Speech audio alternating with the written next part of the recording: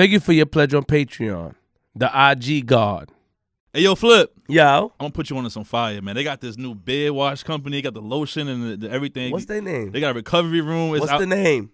Maestro's Classic. G-Money's up front. I'll put you on. I've been with you on the Maestro's, man. You forgot where I brought you? You forgot where I brought you up there? Oh, man. You forgot about Ghost? All right. What's his name? Ghost, you know again?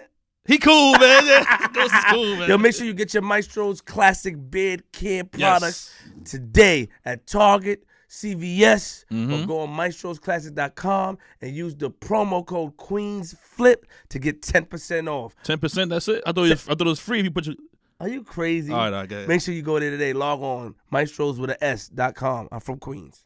G-Money! Yo. What up, man? What's up? We back at it. Oh, man. Here early in the day. Special edition. Was this our first time doing that? Well, second, man. Last time the guy, it didn't work out. Yeah, it didn't come. Yeah, pause. How you doing, man? I'm good, man. Tired, you know what I'm saying? Back-to-back parties last night, you know what I'm saying? So I'm still waking up, but I'm here. I almost counted out today. I ain't gonna lie. I heard it was 12 guys outside. I ain't know what was going on, what type of party. It must have been a Harlem shuffle. I ain't know what Bronx shuffle, New York City shuffle. I said, what's going on, man? I'm calling Nazes. What's up with you, man? She's like, nah. And then he said a couple of names. I'm like, oh, come on. Then I started to smile, and then you came in. I said, yeah, man, these guys are cool. And Peter came in. He got, he looked, he got his smooth self. Man, he tried to talk to me with his smooth voice. That shit don't work with me, though. That smooth voice shit don't work with me. It worked with the ladies back in the days, not with Queens Flip. Oh, man. How you doing, though, man? Yo, I'm good, man. Ready for this interview. It's going to be another classic. You know, he told us behind the scenes that it's going to be one of our best episodes. That's what he told us. They all say that. You know. They do. But I feel so. Let's get straight into it. Let's do it. G-Money. Yo.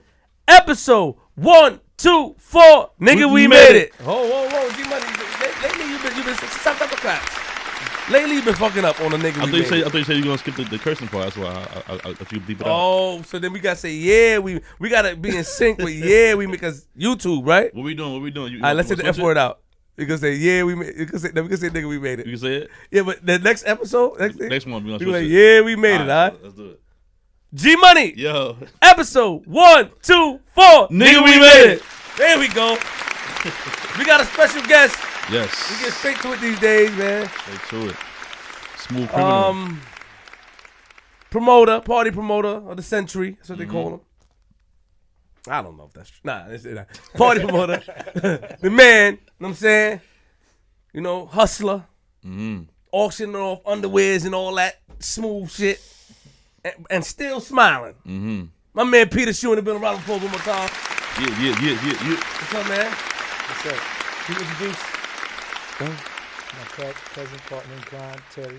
Hey, my name is Terry. People call me the Watcher, Mr. T, Daddy Cool. He's on the cover of our book with me. Yeah, I'm the publisher of that book that you have on your desk, The Life of the Party, Peter Shue story. It's about action, it's about love, it's about romance, it's about family. It's about a lot of things rolled up into one. And it's a lesson. It's a lesson. A smooth criminal striving to survive in a world of do or die. That's what we're talking about? Yes, sir. And real quick before G-Money, what is the definition of a smooth criminal to you? Well, you got to ask him. He's the one to put you put that. Yeah, I put that. I'm the publisher and what's the definition? I'm the narrator of that book, the Life of the Party, the Peter Shue story. I'll take you on a journey, on a trip, and describe to you a smooth operator, somebody who dresses, somebody who has respect, dignity, and class, somebody who's give the shirt off his back to another individual. Then on the other side of that is somebody who, a businessman, somebody who takes his time to make things right to the T, and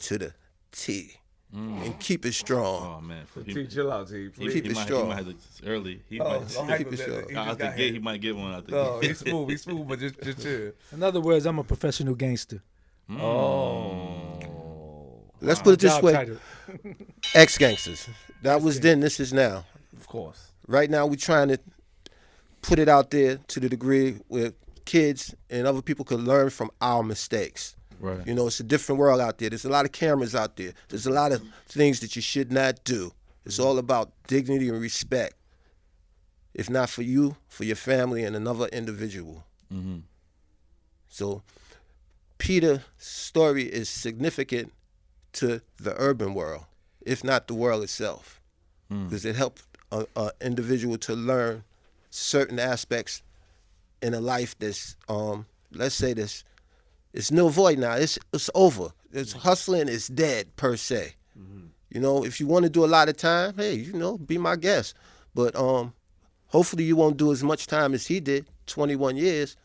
But if you get into that, expect to do time. So I advise you to read a book, go to school, get a job. See, we don't judge people, so we don't care what you do in life. Like, you can do anything you want because you're a grown man, grown women. But I have one rule, and you should know that, because especially you, G-Money, because you did interviews with me before. Don't tell on nobody. I don't believe in snitching on anybody. No snitching. So if you snitch on anybody, stay the hell away from me. Put the mic a little closer to you. If you snitch on anybody, stay the hell away from me. And I don't care if it's you, my brother, cousin, whatever. I'm from the old school. We don't believe in telling. We don't believe in having sex with somebody else's girl. We don't do none of that. Respect. 10 Commandments. We want a respectful thing. But before we go further, I know you didn't know this, but you know, today's my mother's birthday, and she passed away in 2016. Oh, wow. So it came to my mind last night. So I just want to give a shout out to my moms and tell her I love her and miss her. Wow, Rest in definitely. peace to Mama Definitely Love, to Mama man. Love. Wow. Bless. That's real. So Wow, rest in peace. Happy birthday. real quick on snitching.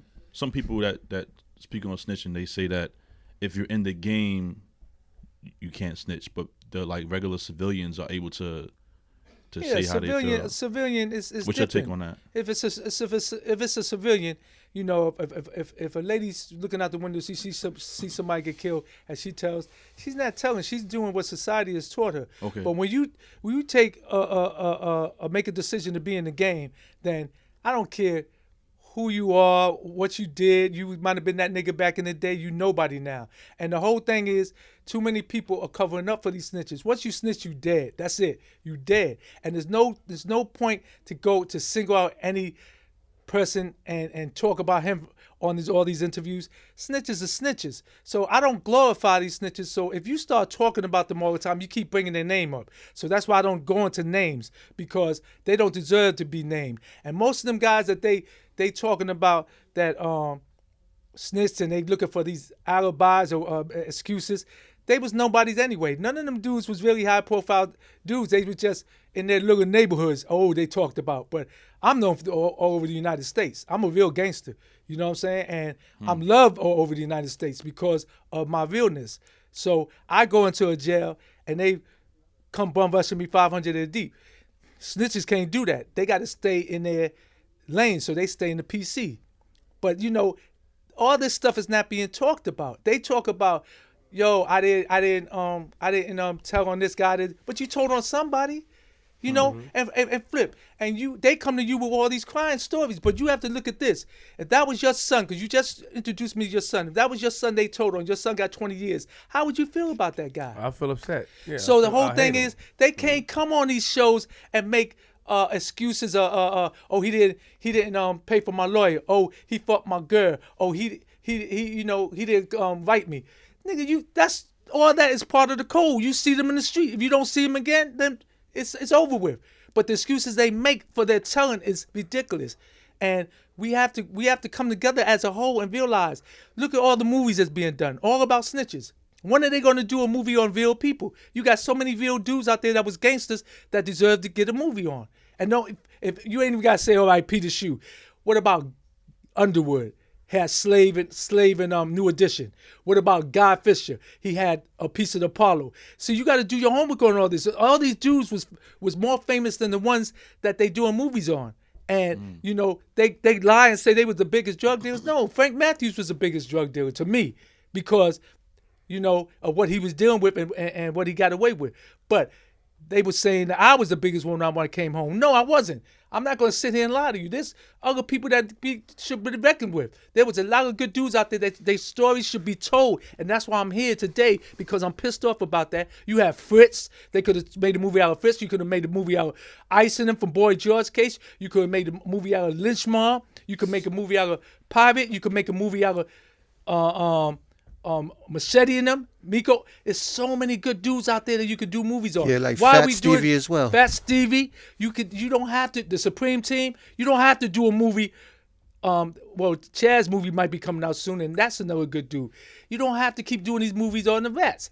And then you got these vet lovers. That's why I stopped wearing certain people's outfits, because they letting these guys wear their outfits. All right, it's cool if they go in the store and buy your outfit, but they letting them wear your, like, here, wear my outfit, promote me. No, you can't do that. You ain't a gangster then. You ain't true to the game. And I'm starting to hate vet lovers more than I hate the vets, because they the ones that's keeping them alive. They the ones that make it comfortable for the vets to come out, Flip. They make it so they could come out in the neighborhoods and chill because, oh, it's okay. I told on Flip's son, but he's not mad at me. I'm upset. You see what I'm saying? I want that man gone. If you don't get killed, I want him out the town. You know, and that's sad that society is moving like that. All right, real quick. I see you coming in a lot of aggression early. He's ready to. I'm ready. I told you I'm ready. You picked a touchy subject though. Yeah, I'm when it comes to that, I'm real touchy with that. So now, let's slow down a little bit. Let me know. Right, Before you something else that should cut you off. You know why? Because I was in the penitentiaries, Flip. Mm-hmm. I was in the penitentiaries where dudes ain't coming home no more. They got life.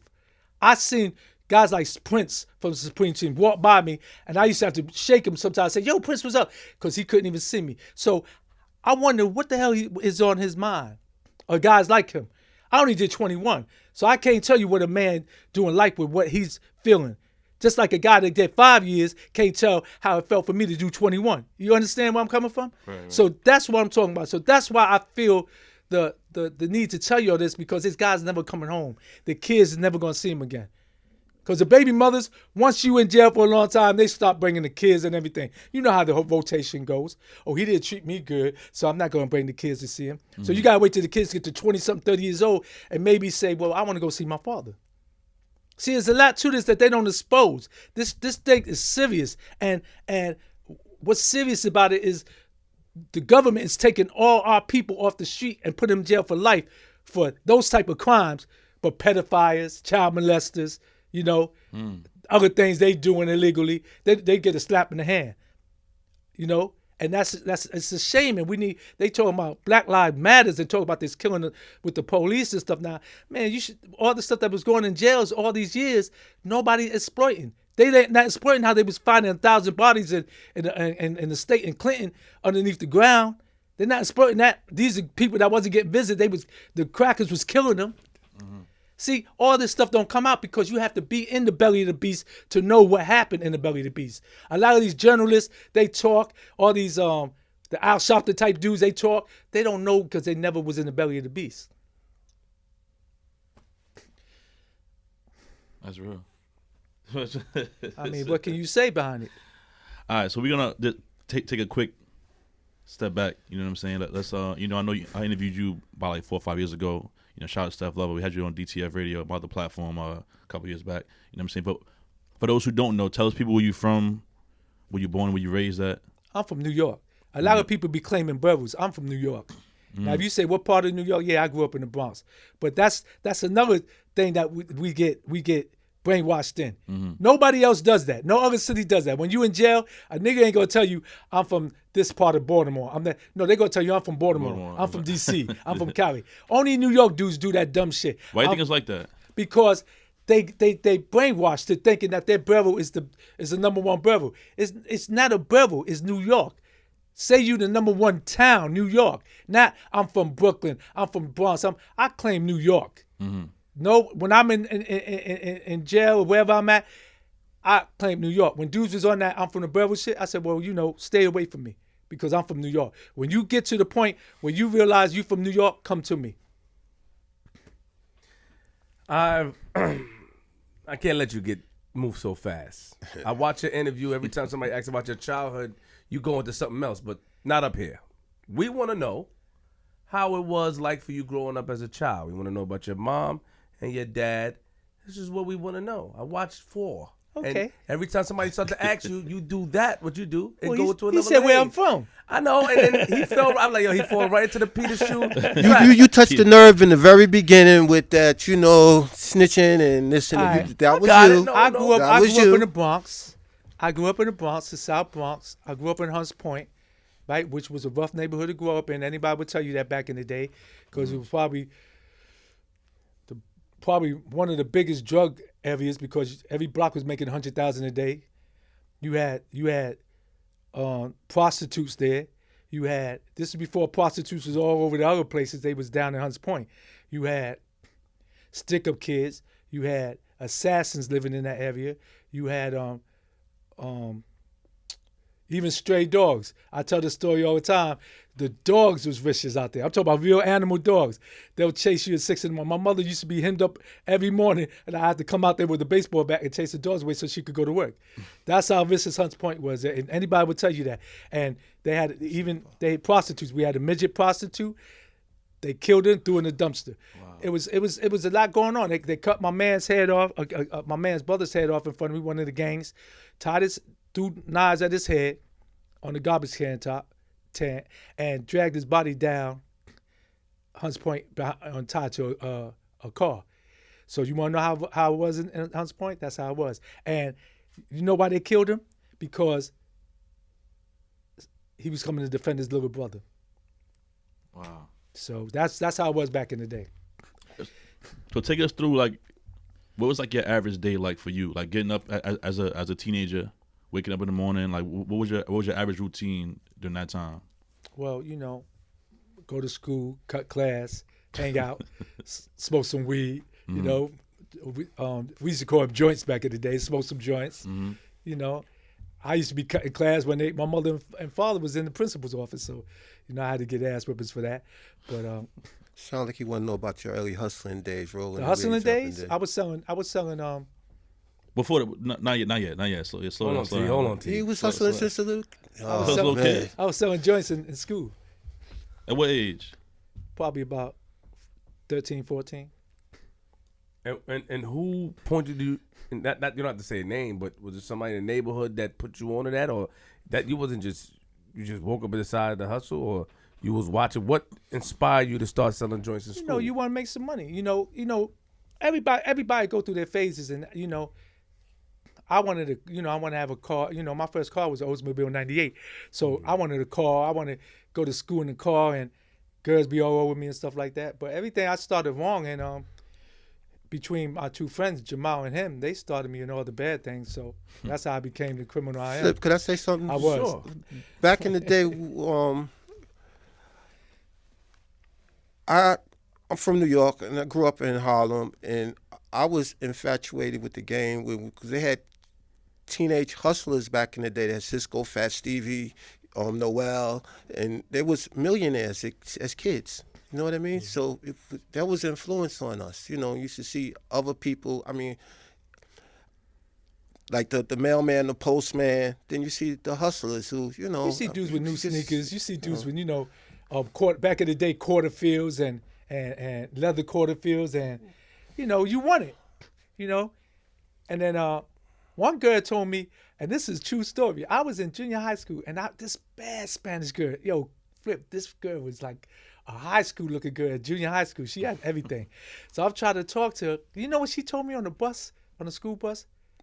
The school bus. She know what she told me, because the bus used to have to take you to, it's a regular bus, but it goes from the express to your borough. Yeah. So she told me, yo, why do you dress that way? When she told me that joint crushed me. I said, oh shoot. So our family was poor. So I had to dress. So I said, okay. So when I got my game up, started getting the outfits, when she tried to talk to me, I said, why do you dress that way? And I had never talked to her, but I wanted to talk to her so bad, but my pride said it. But after a year and a half, I got my game up.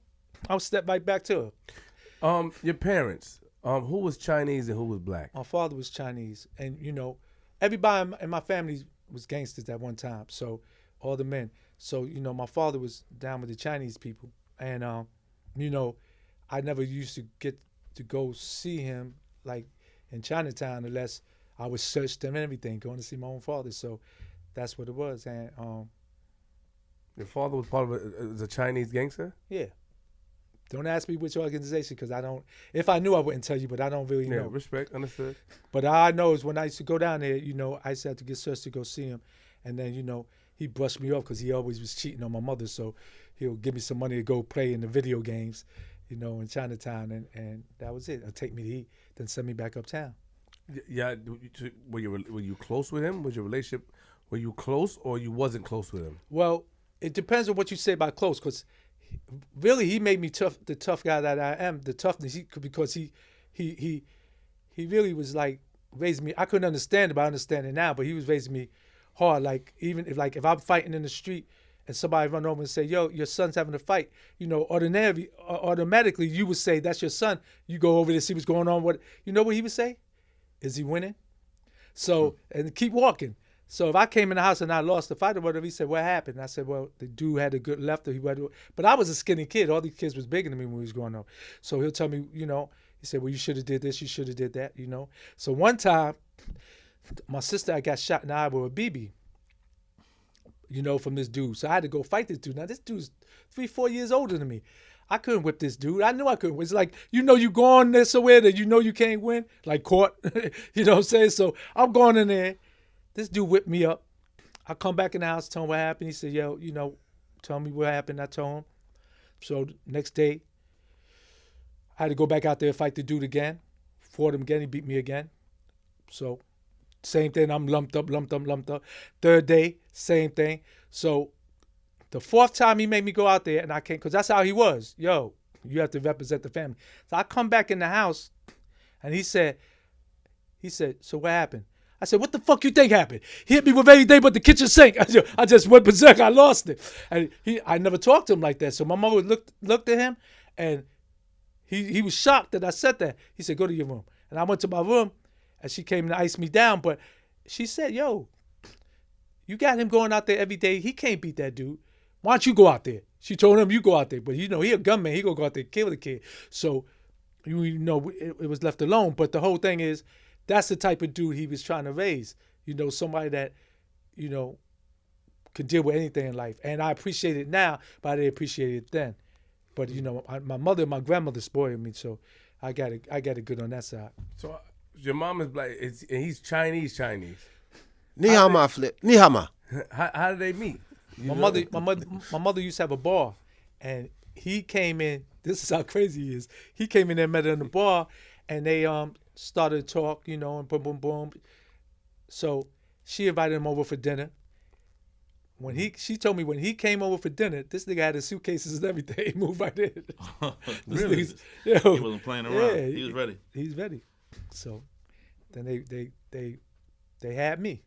You the only child, or you got siblings? No, I got two sisters, and my two sisters is from different fathers, but they my mother's kids. Mm-hmm. I'm supposed to have a brother from him, but I don't know where he's at. So I don't know. Right here, shoot right here. What's your parents, T? What's your parents like? What do you mean what they like? Nationalities? What kind of people are they? Good people. Good people? Good people in heaven now. Okay. Okay, my pops was a number writer at one time. Mm-hmm. And my mother, she worked with the Department of Mental Health and Retardation. You know, they raised me, you know, to be a God-fearing young man. I went to Catholic school, Resurrection, in Harlem. Then I went to Mount St. Michael. Then I transferred to Brandeis because I thought I was a great ball player. I got a trophy from 5-star basketball camp home in the closet. Okay. That 5 stars official. yeah, UB Brown gave it to me back in the day. It made me cry when he gave it to me. So, you know, I feel official basketball. But my calling, per se, was the street. I was more attracted to the street than ball. You know what I mean? Because at Brandeis, they called me a narcotic trafficker. So. Why was that, though? Your household wasn't as stable as well, or you just attracted to the streets? My father died when I was 17, per se. But like I said, I was attracted to the street at a young age, watching other young kids make millions of dollars down on 116th Street, like Fat Stevie, Cisco. I have a question pertaining to that. Thank you, G.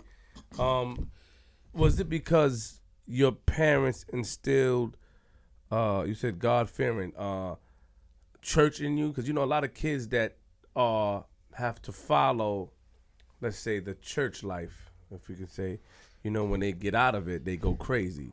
Were they like that? Church every Sunday? You got to read, like, was it like that? I went to a Catholic school, had to go to church every Sunday, but I played bitty basketball throughout Harlem, and I got to know certain people, and I was attracted to those people. So my mother and father didn't know who I was actually hanging out with from time to time, you know, because I grew up in the age with this one and that one could whoop your ass, you know what I mean, if they catch you doing something in the street.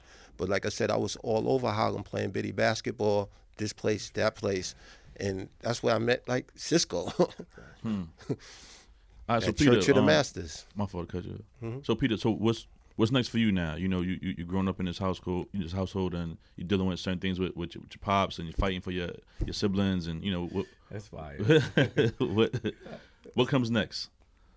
Well, you know, like I said, I was dipping into selling weed for a minute, and then, you know, when I start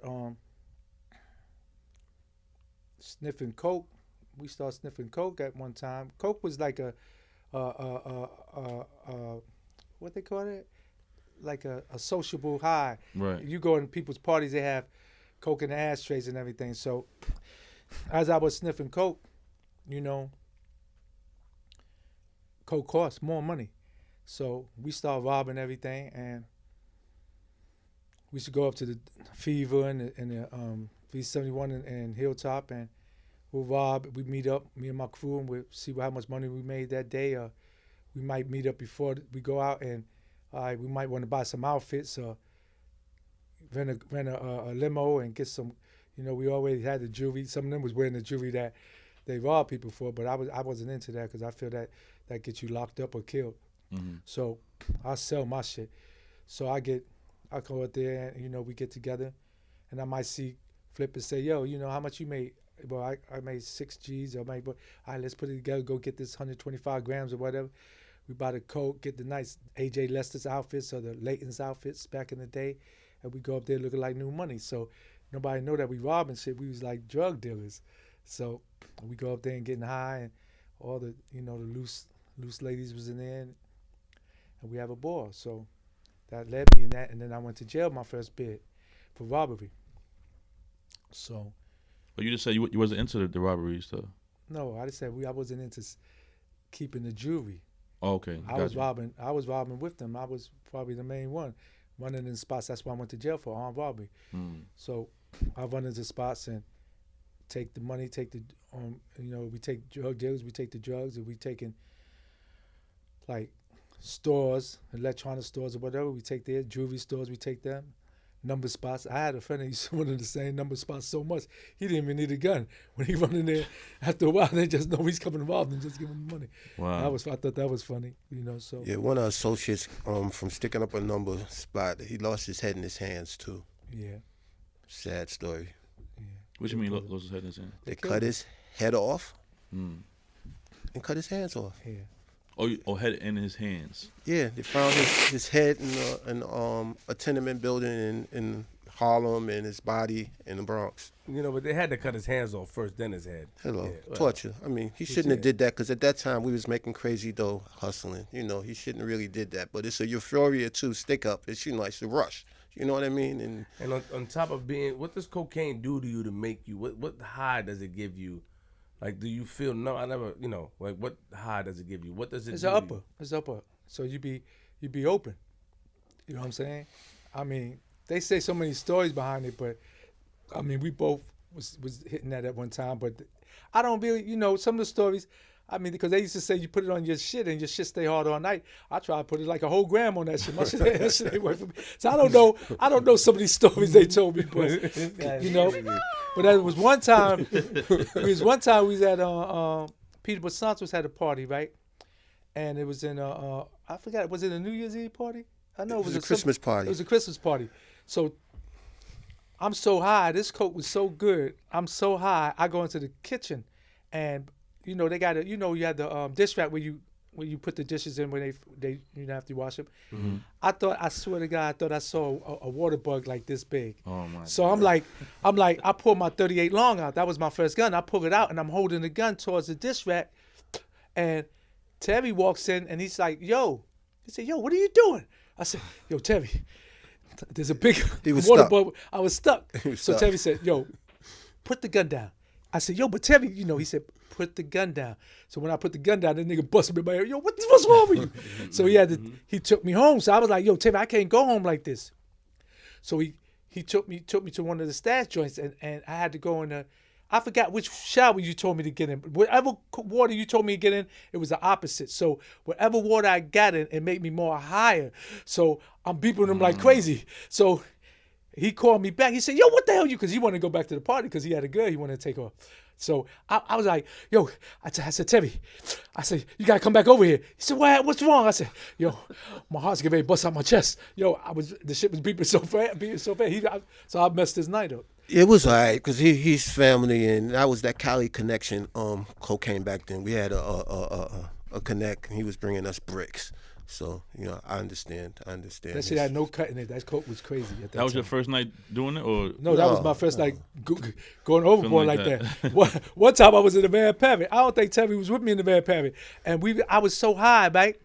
I was in the Van Pavitt, and there's a bunch of us. We got our weight up. We got all the jewelry on the money, and so my whole crew was with me, and they was like, "Yo, look at all these girls in there." I was like, "Yeah." They said, "Yo, we got all the champagne." I was like, "Yeah." They was like, "Yo, we gonna get some coochie tonight." I said, "Yeah." I said, "I just need one favor." So everybody was like, "What?" I said, "Yo, nobody leave me because I can't feel my legs. I can't move." So I had episodes like that. So everybody had to babysit me. But it was What age was that? How old were you? I was probably about 19 then.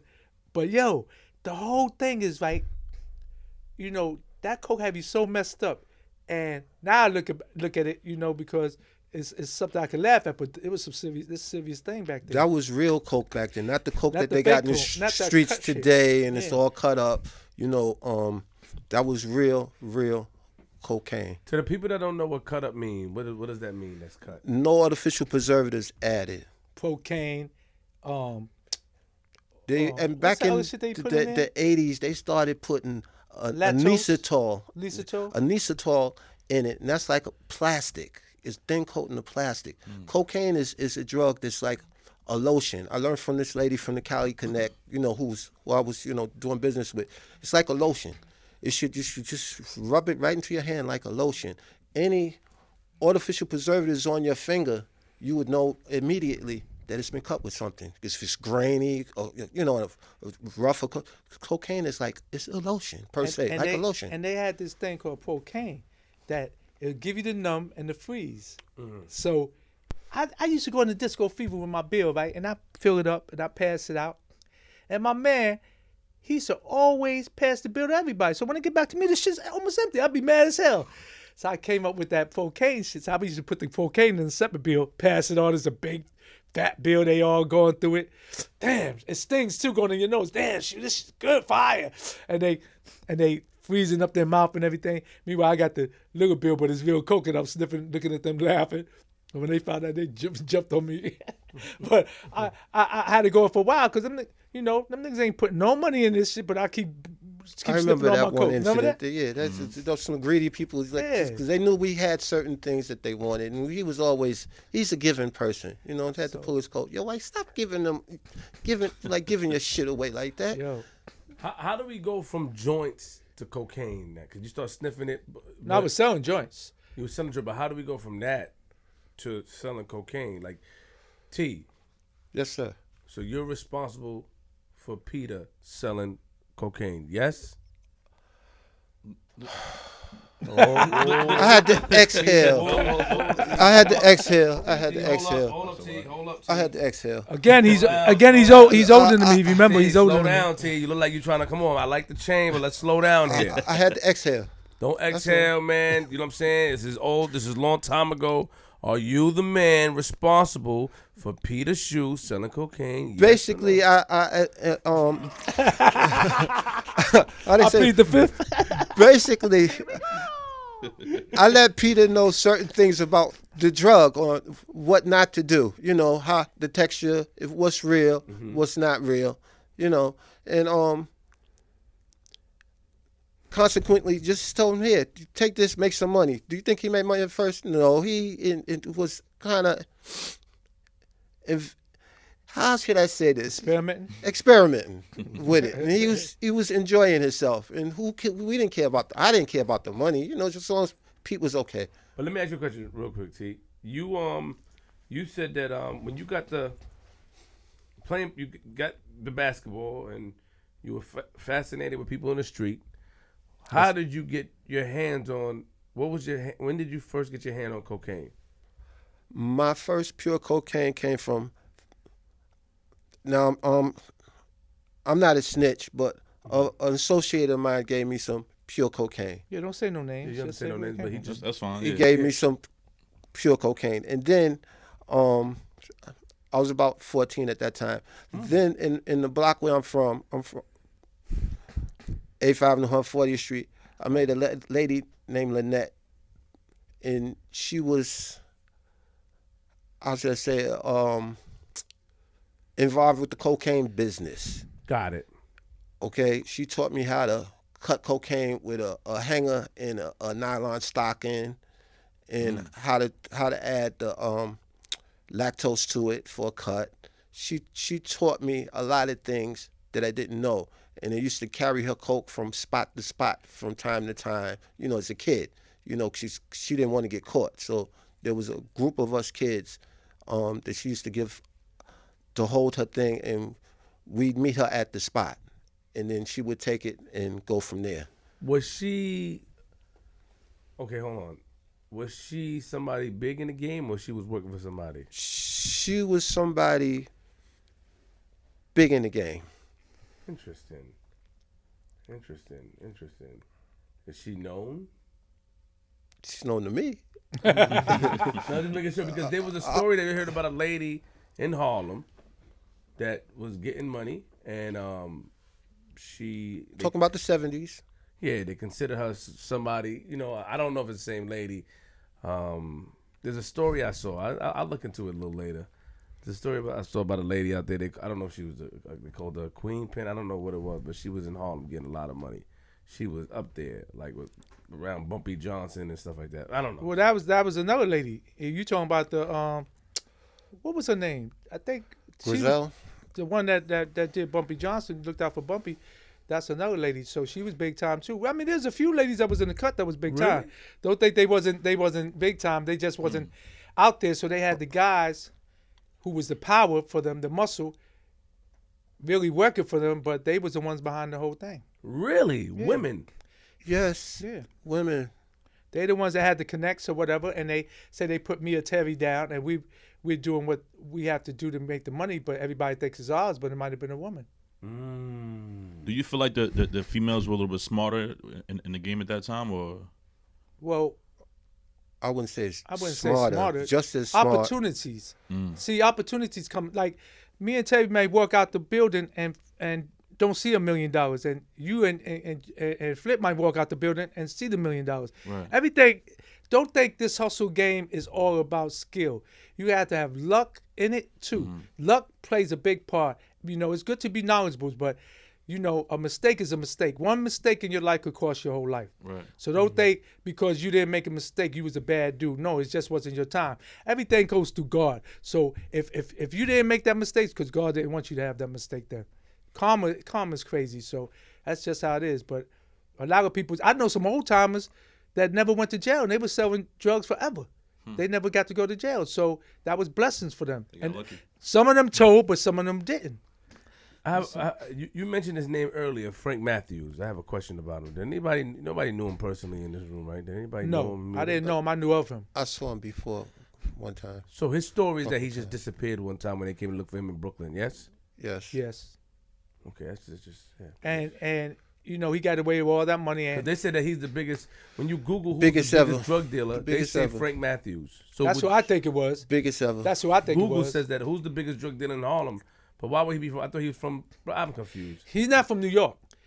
Don't think he was from New York. He moved up here and got money. Just like, you know. He's from Durham, North Carolina. Yeah, he's from North Carolina. He was stationed in Brooklyn. He was, yeah. Terry Moore know more about him than I do. Terry know more about Nicky Barnes than I do. See, because he's older. But he thinks Nicky was more powerful. I thought Frank Matthews was more powerful. So it's a topic that we always talk about. But No, Peter. I want to understand. Let me ask you, because this is gonna be the first time we do this. Let me ask you a question. yeah, Let's break this down a little bit. You okay? Yeah. Sure. Because the chair could be a little uncomfortable. Let me ask you a question. Now, I'm gonna ask you these questions individually, and I want your opinions. So when I just Googled it, they said Frank Matthew was the biggest drug dealer. Ever. So now I want to understand. I'm gonna start with you of why you felt that Frank Matthew is the biggest drug dealer, and then I'm gonna go to you and see why you felt that Nicky Barnes is the biggest. see, we can never go over and find out like who was the biggest of if you're doing your homework, because that means I would have to go to your house and do accounting work on you and know Flip, how much money did you make. I'm just telling you because smooth talk. Just say, yo, in my opinion. Because in my opinion, I mean, you have so many people that made money. So you can never say who's the biggest drug dealer, because I couldn't go to Fritz's house. I couldn't go to Boy George's house. They couldn't come to my house. You know, I couldn't go to Nicky's house. I couldn't go to Frank Matthews' house and count their money. But from the stories I heard, because I'm on a hearsay thing. I'm not on an actual thing. There's a hearsay. That's why I'm breaking it down for you. Like, you know, if you want to say factual, I can only count my money.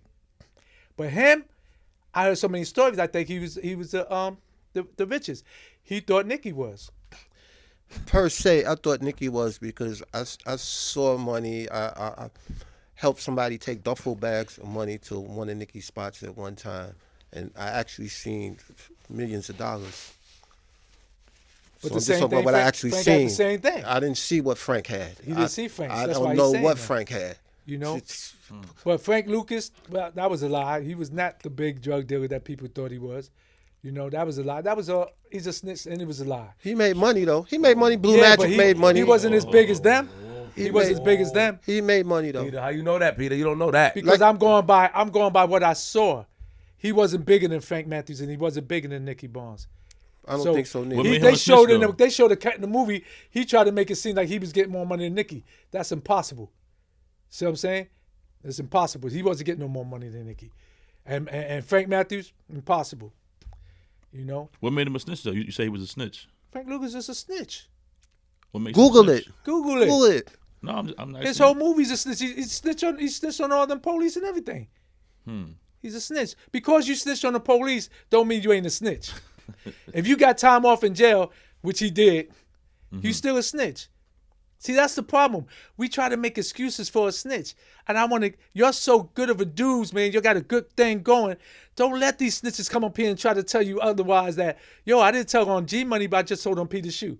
You still a snitch. I mean, what are you going to say? And they didn't care about their kids coming up behind them.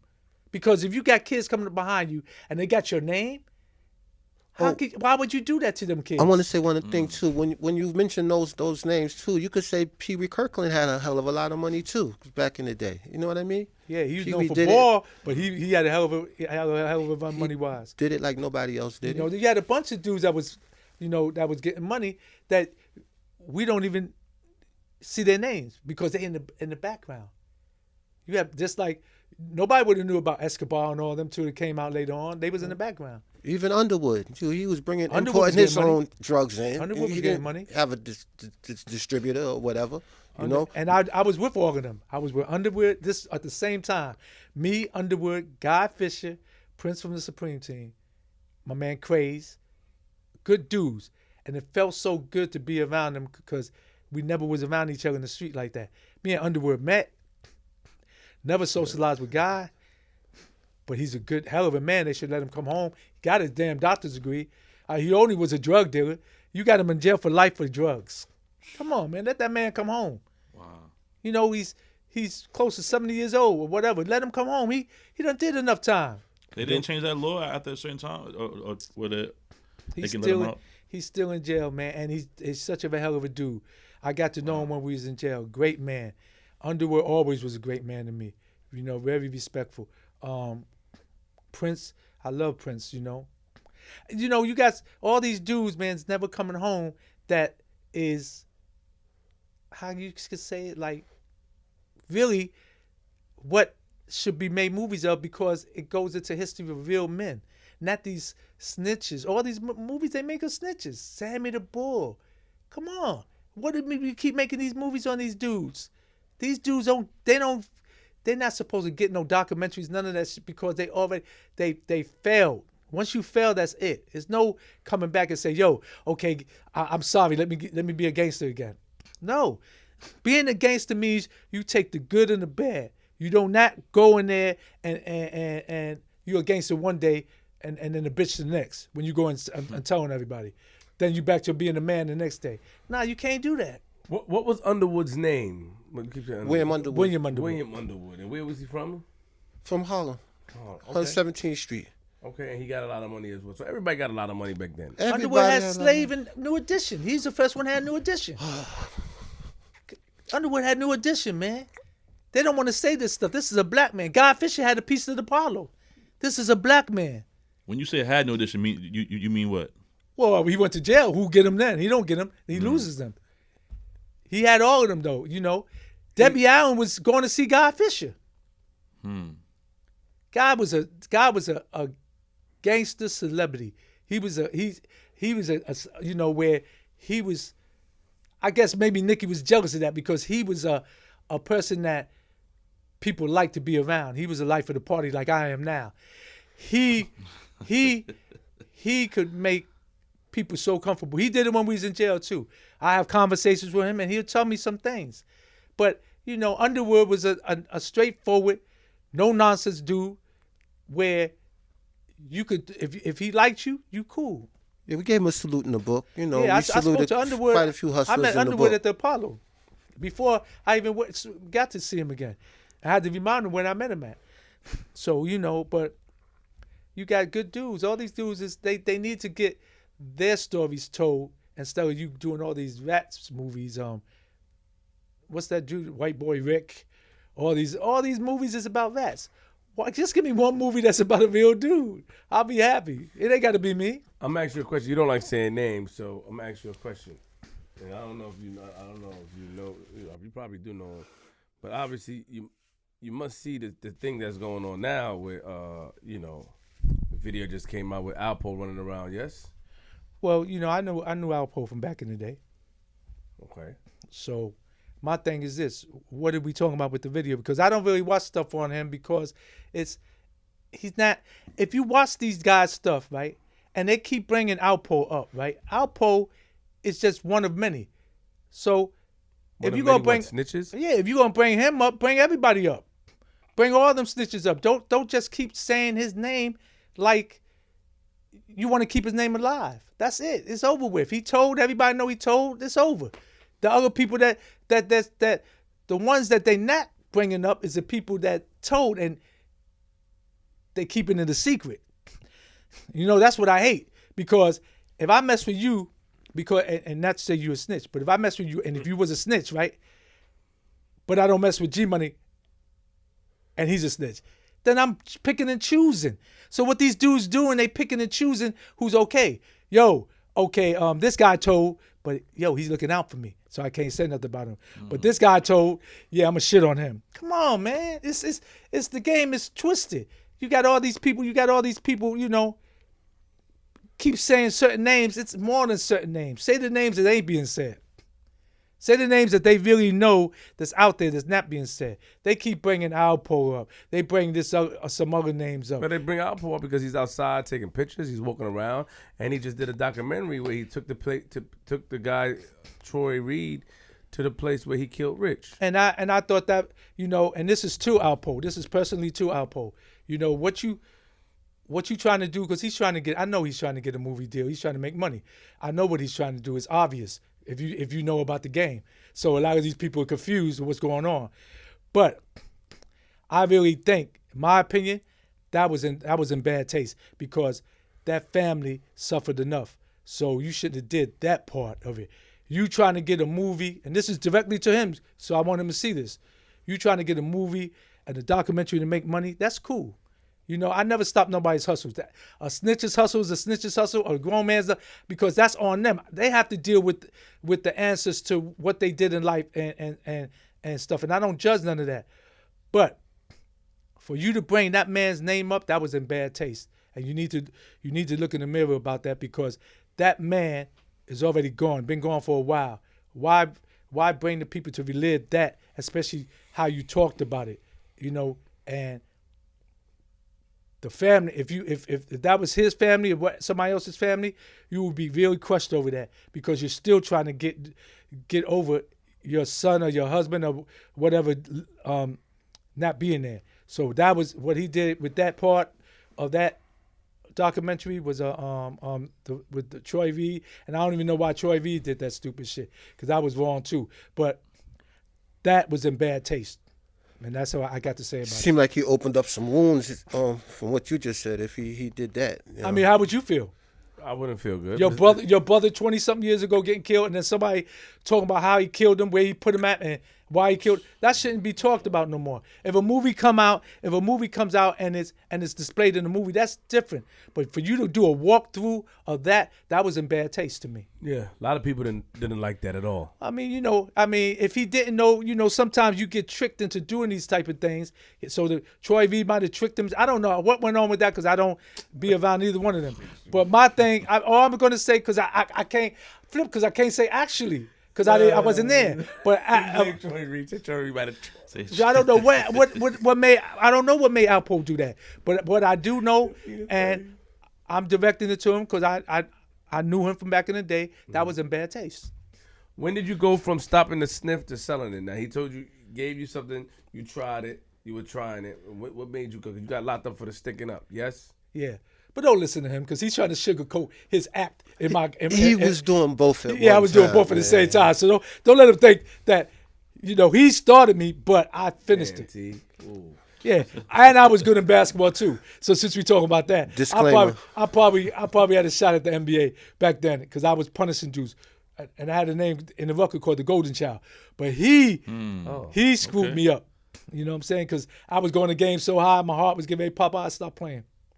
So that's where we at. So then you did 4 years, right? Yeah. You did 4 years for armed robberies and stuff like that. Yeah. Everything was all right in jail with you? Yeah. Because, Chinese and black, people back in the days, man, you try to make it seem like everything was cool. It had to be a little funny, man. Stop it, man. Stop. He knew people. Everybody love me, man. Everywhere I go, they love me.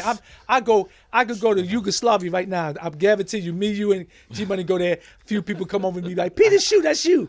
They love me. Sure. You're a nice guy. You come up with nice energy. I'm straight up. I don't see what that thing. You know how you become a nice guy and a real dude.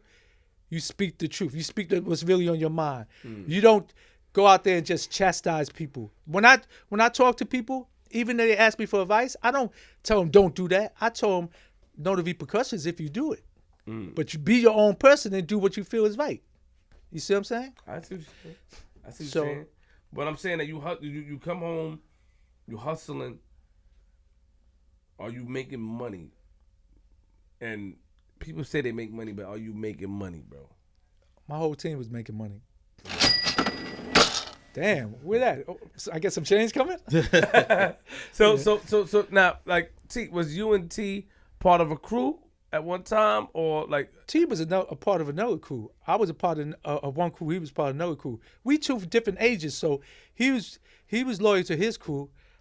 I was my own boss in my crew. Okay, we're not able to say the names of the crews. I'm not gonna say no names. Respect. But I'm gonna tell you this. Everybody know who they was, because they used to see us together all the time. But everybody that's with me was all bosses, and we all made money together. Got you. You and your crew, you were loyal to them. T, I'm talking. Yes, sir. Okay. And how was it working for them? What do you mean how it was working for them? How was it? Like, were you getting money as well? A lot of money? Were you like? They was getting a lot of money. I gotta ask. Sky's the limit. It's like the 4th of July, New Year's, Christmas, 4th of July. See, he got to tell you the whole thing. I don't know if you're addressing the question to him to where he feel he understands what he wants to say behind it. His era was back in the day though, so they was getting crazy money. But his whole like the upper level people went to jail. So then he chose another life. See what I'm saying? Is that what you tell him? Basically, I was around the Nicky Barnes era. I was affiliated with somebody named Fat Stevie, Steven Monsanto at one time. Then I chose to leave the game and go to school. Respect. And I went to BMCC and played some basketball. And meanwhile, not to cut him off, but that's when my time came after that. So that's when I became the big drug dealer. But he was in chill mode. He'll come and support me in anything I want to, be there for me if I need to holler at somebody. But he was focused on, I want to go do the right thing, which I tried to. And they, if you read the book, you see what happened. I heard about the job and all that. Yeah, they snitched on me again. I said, I might as well be a drug dealer. They kept snitching on me. Now, real quick, T, like, what made you transition to that good life? Like, what was the pivotal moment that made you like make that decision and go the right way, as far as school and everything? Well, my mother was on my case forever, and somebody told me that an indictment fell down on them, and I had to change. Because if I'd have stayed around them, I'd have been doing life in jail, no chance of parole. So I thought it was time to take exit stage right. How'd your team feel about that? Excuse me? How'd your team feel about that decision you made, your team? Well, I was on the low. Nobody really was how you say, my name wasn't really ringing bells at that time. We're talking about how the team feel like when you left, like Stevie, Peter. They felt, I'm getting emotional right now because a lot of things happened. One of my associates got kidnapped. Stevie got kidnapped. He paid $130,000. He was released, whatever. And it was a sad moment for me because I couldn't get involved like I wanted to get involved at that time. Wow. You know what I mean? It's all on his thing is all on Google. When you got the kidnapped and all that. I'm looking at it. I'm looking at it, and you got the heads up, and you just what you did is that you just. In essence, I got the heads up from Stevie. Stevie chilled me for a minute, put me on chill. Said I don't want you to get caught up in none of this. But the final decision still had to come from God. He still had to make the decision from God, telling him, to leave it alone, and that's why he chilled. Respect. So the stories I hear about you is that you was getting all this money. People wanted you to throw a party. You threw a black tie affair, yes? Yes, that was my first one. Your first one. You had a lot of people. It was a birthday bash, yes? Yes. It was successful, yes? Yes. And then they went outside and people said that we need to do it again, right? Always. Then you got involved in still now. Parties. They still try to get me throw parties. And then you got involved in throwing parties. Mm-hmm. A lot of celebs was around. A lot of people was there. We talking about the Michael Jordans. We talking about the Mike Tysons. We talking about basketball players. We talking about the Keith Sweats, the Mary J. Bliges. All of them was performing. Real quick, I didn't watch the video, but I heard that you saved, or it said that the title was "You Saved Keith Sweat's Life." Yes, the title of the video is that. Is there any validity to that statement? Any truth? Yeah, but I mean, people over exaggerate things. I just. He got into with a gangster. I don't want to say no names, and I went and talked to him, and it was resolved. But people take that and run with it. People that knew what was happening. I didn't put it out there. Somebody else put it out there. So. But earlier you told me ask you anything you're gonna answer. You don't have to say no names. But what was the incident he got? And you can't say that neither. Oh yeah, I told you. He was trying to talk to somebody's girl, and they slapped him. They did what? Slapped him. Well, yeah, shit. I mean, slapped him in his face. This what was told to me. I wasn't there when the actual thing went down, but they actually supposed to slapped him. And but was he aware that was that person's girl, or he wasn't? See, that's the problem. Oh, I never. You know what? Tell you the truth, I never knew. I never knew that part. But I know he was down with my man who had the record label, and since he had the record label, I had to intervene and go try to make sure that nothing happened to this guy no more because he's, this is somebody that's gonna make my man money. So, were you able to rectify the situation? He didn't get slapped again.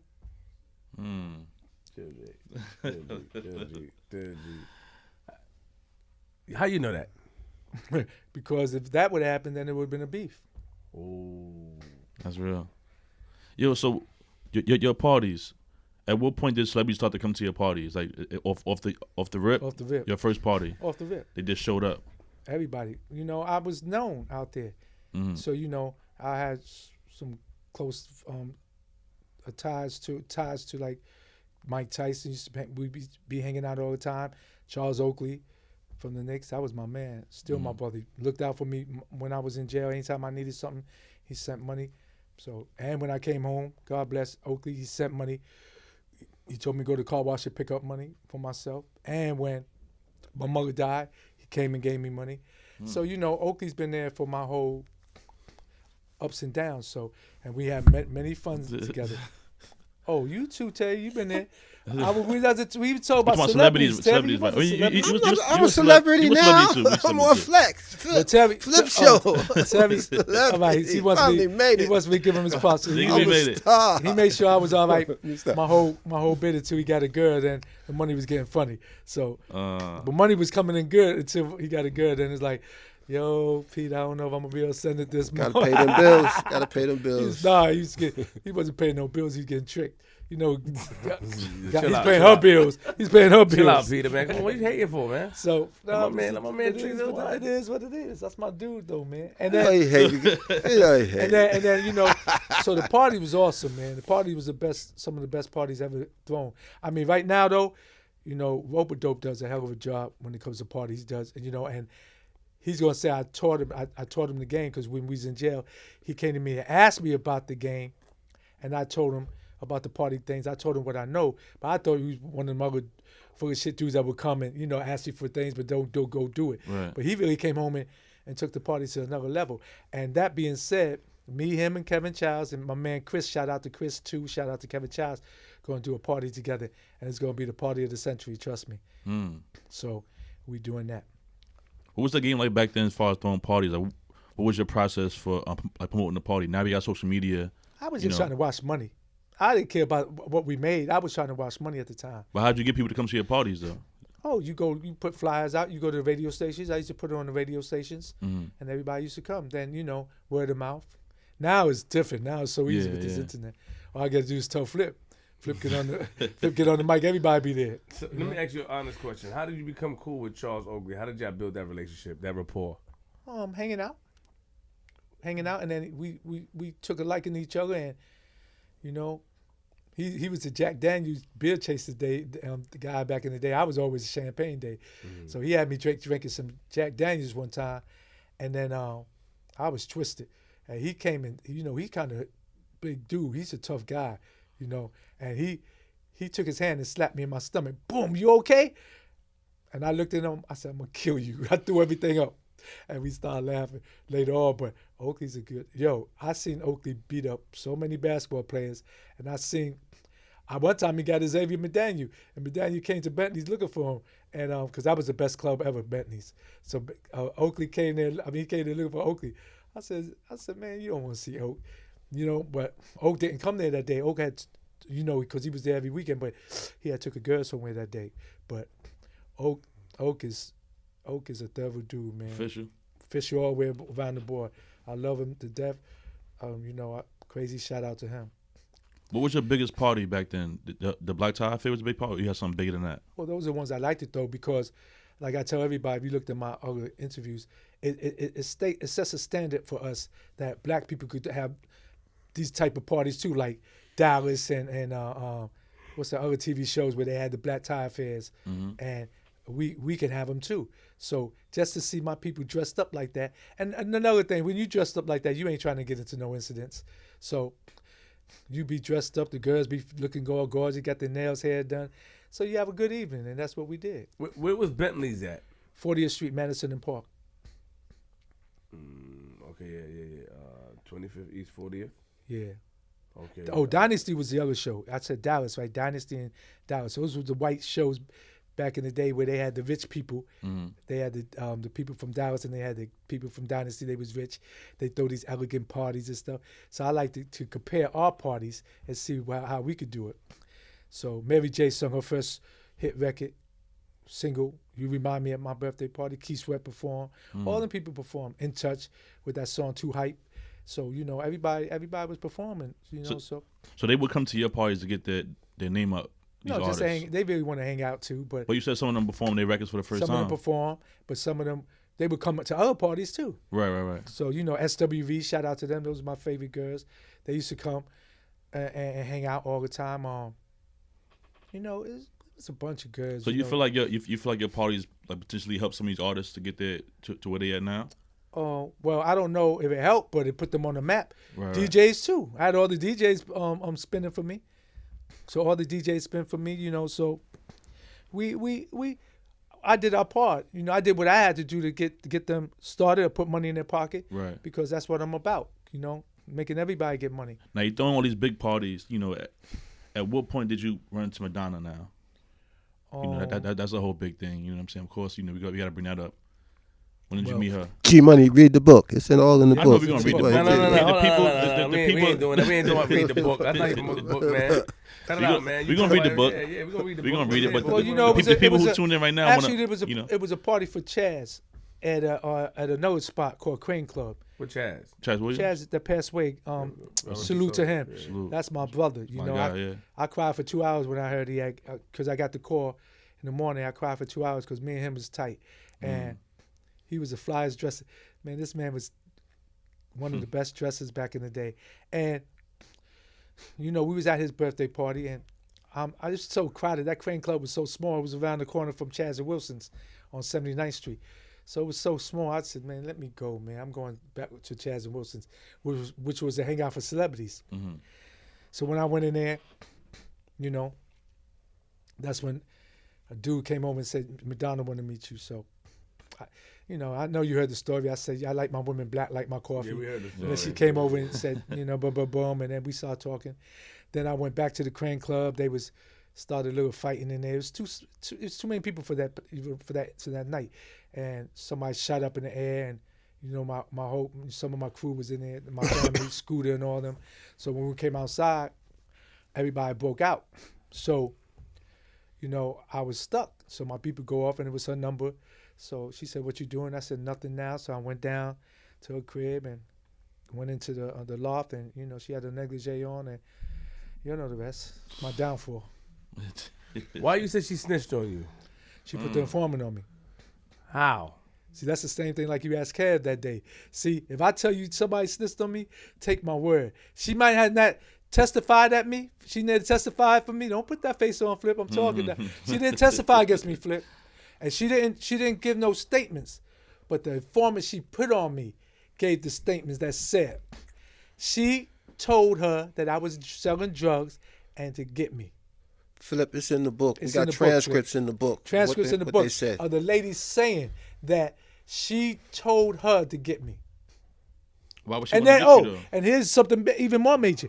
When I tried to subpoena her, because I didn't want to be with her like that, I was just trying to get her to wash our money. But listen, and Flip, when I told her, I tried to get my lawyer to subpoena her, to get her lawyer to bring her to court to say that this lady's lying, she told the lawyer told my lawyer, if we subpoena Madonna to court, it won't be in the best interest of your client. And that stuck with me, and that's when I knew she's the one that started this whole thing on me. How she knew you sold drugs? Everybody knew I was selling drugs. So, Back then, you ain't have to worry about all, like now, if one say, no, you selling drugs, you hit. Back then, you selling drugs, okay, you selling drugs. So she didn't testify against you. I'm not giving you no face. Hold on. I just want to make sure. She did testify against me. So she put the lady on you. How did she know the lady?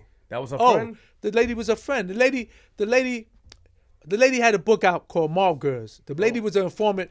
The lady was an informant for the government beforehand. She was telling on Italians. So she had wanted Madonna to play her in the movie Mob Girl. It never came out though, so I don't know what happened. But by her and them being cool like that, that's when she told her. So she did. You saying that she did this because you don't want to be with her like that? That's the main reason. Or Well, that's is what it came down to because I wasn't gonna let her. At the time, I didn't want no snow bunny to have my baby, and I didn't want to marry no snow bunny. So I mean, that's when I was young and I wasn't thinking. So she was that mad about that she sent the informant on you for that. Yeah, you got Basically, It got to be So something else. hold on. Mom girl is Arlene Brickman. Arlene Brickman. I see Teresa Carpenter. That's another book. No, that's the one that wrote it. That's another writer. Oh, okay. Look for Arlene Brickman, Mob Girl. How you spell her name? Arlene. A-R. How you spell it? Arlene. Oh, I'm sorry. Arlene Brickman. Brickman. You see her now? Brickman.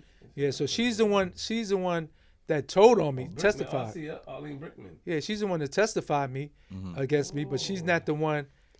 Madonna's one that put the hand in the back. Oh, she was wearing a wire. Yeah. With you too? Yeah. That's her MO. But she's an old lady. You would never think she's a snitch. That's how she got me. She tricked me, Flip. She tricked me. How the hell? Flip, she did You the know her same too, thing to some Italians. I see. Her name came up. What in the world? She 85 now. And she in Florida. I hope she died. Oh. Oh. No disrespect, but I just hope she died. That doesn't mean no disrespect, man. That's all disrespect. So tell us the day they came and got you. I knew it was coming because you know how you wake up and you get signs? I woke up, it was raining that day. Yo, listen, it was dreary in the house. I'm looking at my crib and I'm like, damn, I'm not going to see you for a while. That's how I felt. Wow. The dude that was supposed to go and represent me, he was sick. So I had to go. And I don't usually go on them deals. I went, showed up with my money, had I forgot 100-something thousand. I wanted, this is how they tricked me too. I said, let me buy one just to see how it is because I never dealt with them. They said, nah, you got to buy 5 or better. So that 5 or better is 10 years to life. That's why they made me come and get more. So I show up, and I'm so stupid it was a drought. How the fuck could they be selling me that at that price? So I go to the thing, show my money. Guy gets out the car, goes to his car. He's supposed to go get the shit. I see a sign go. I see this tipping of the hat. 30 cars worth of feds came at me because they know you got to come at me like that. So that's how I went. Where you got caught at? Where did you meet us at? Long Island, somewhere caught. Okay. It was a tofu restaurant in Long Island. Roslyn or something, Long Island. I don't even know they have here. Mm-hmm. And you saw the tip of the hat. You saw him do this. Took his hat off, put it back on. I knew it was on. But when they came running down the hill, I didn't know who they was at first, so I went to pull my 45 out. And when I turned around and I started looking, that's when I could see good at that time. I seen the badges. So then I tucked it back. They still stomped me out for it because they said I was going to try to kill him. Some stupid shit. They beat you up? They kicked me. Why you didn't just get down? And I'm saying I did lie down. That's when they kicked me. When I seen it was the feds or the police, whoever it was, I lied down, let them, do what they do. So. And then did you come out on bail? They don't give you no bails in the Fed unless you tell. Always remember, if you see a guy come out on bail in the Feds, well, that was back in the day. I don't know what they're doing now. Oh. But if they come out on bail now, still look into it because I'll look into it. Yeah, cause we gotta make sure because you just be you on some turn up shit. Nah, but they didn't get no. Back in the day, you ask anybody back in the day, you wasn't getting a bail in the Feds. Go look back. I'll bet you a dinner, Flip. That you wasn't getting a bail. I'll go to dinner with you on you, but I'm just saying, you know what I mean? I'm just saying. They wasn't giving out bails. You couldn't get a bail. We seen one dude get a bail in MDC. See, the whole thing is the Feds Frank Matthews fucked that up too. Because when Frank Matthews got a bail, he jetted. So ever since then, the Feds wasn't really trying to give out bails. Frank Matthews, man. Yeah, Frank Matthews messed that up. He got a bail. So you wasn't getting bails in the Feds. I would have jetted too. So at that time, Oh, you would have. hell yeah. So you. How long was your trial? I had hung juries. It was hard to convict me because it was entrapment. How can I be buying drugs from federal agents? So it's called a reverse sting, but I think they shutting that down now. You can't do that. Story of my life, I don't benefit out of it, but the new dudes will, because you can't set somebody up to come and buy drugs from you that's never going to be there. You see what I'm saying? So you had a hung jury. So then what happened? I had two hung juries. And then the third one. I blew the trial. They some kind of stuff went on. Federal agents was all in the buildings, so I know they was swaying the jurors. They was, you see movies like that before. So I believe they did something in the. So why didn't they let you out when you got the first hung jury? They still don't give you a bail. He's not a snitch. He wouldn't snitch. I wouldn't he ain't snitch giving on up nobody. Nothing. Yeah. So, did you do how many years? 21? Yeah. And your jail, in jail, it was the feds. It was a little. Was it?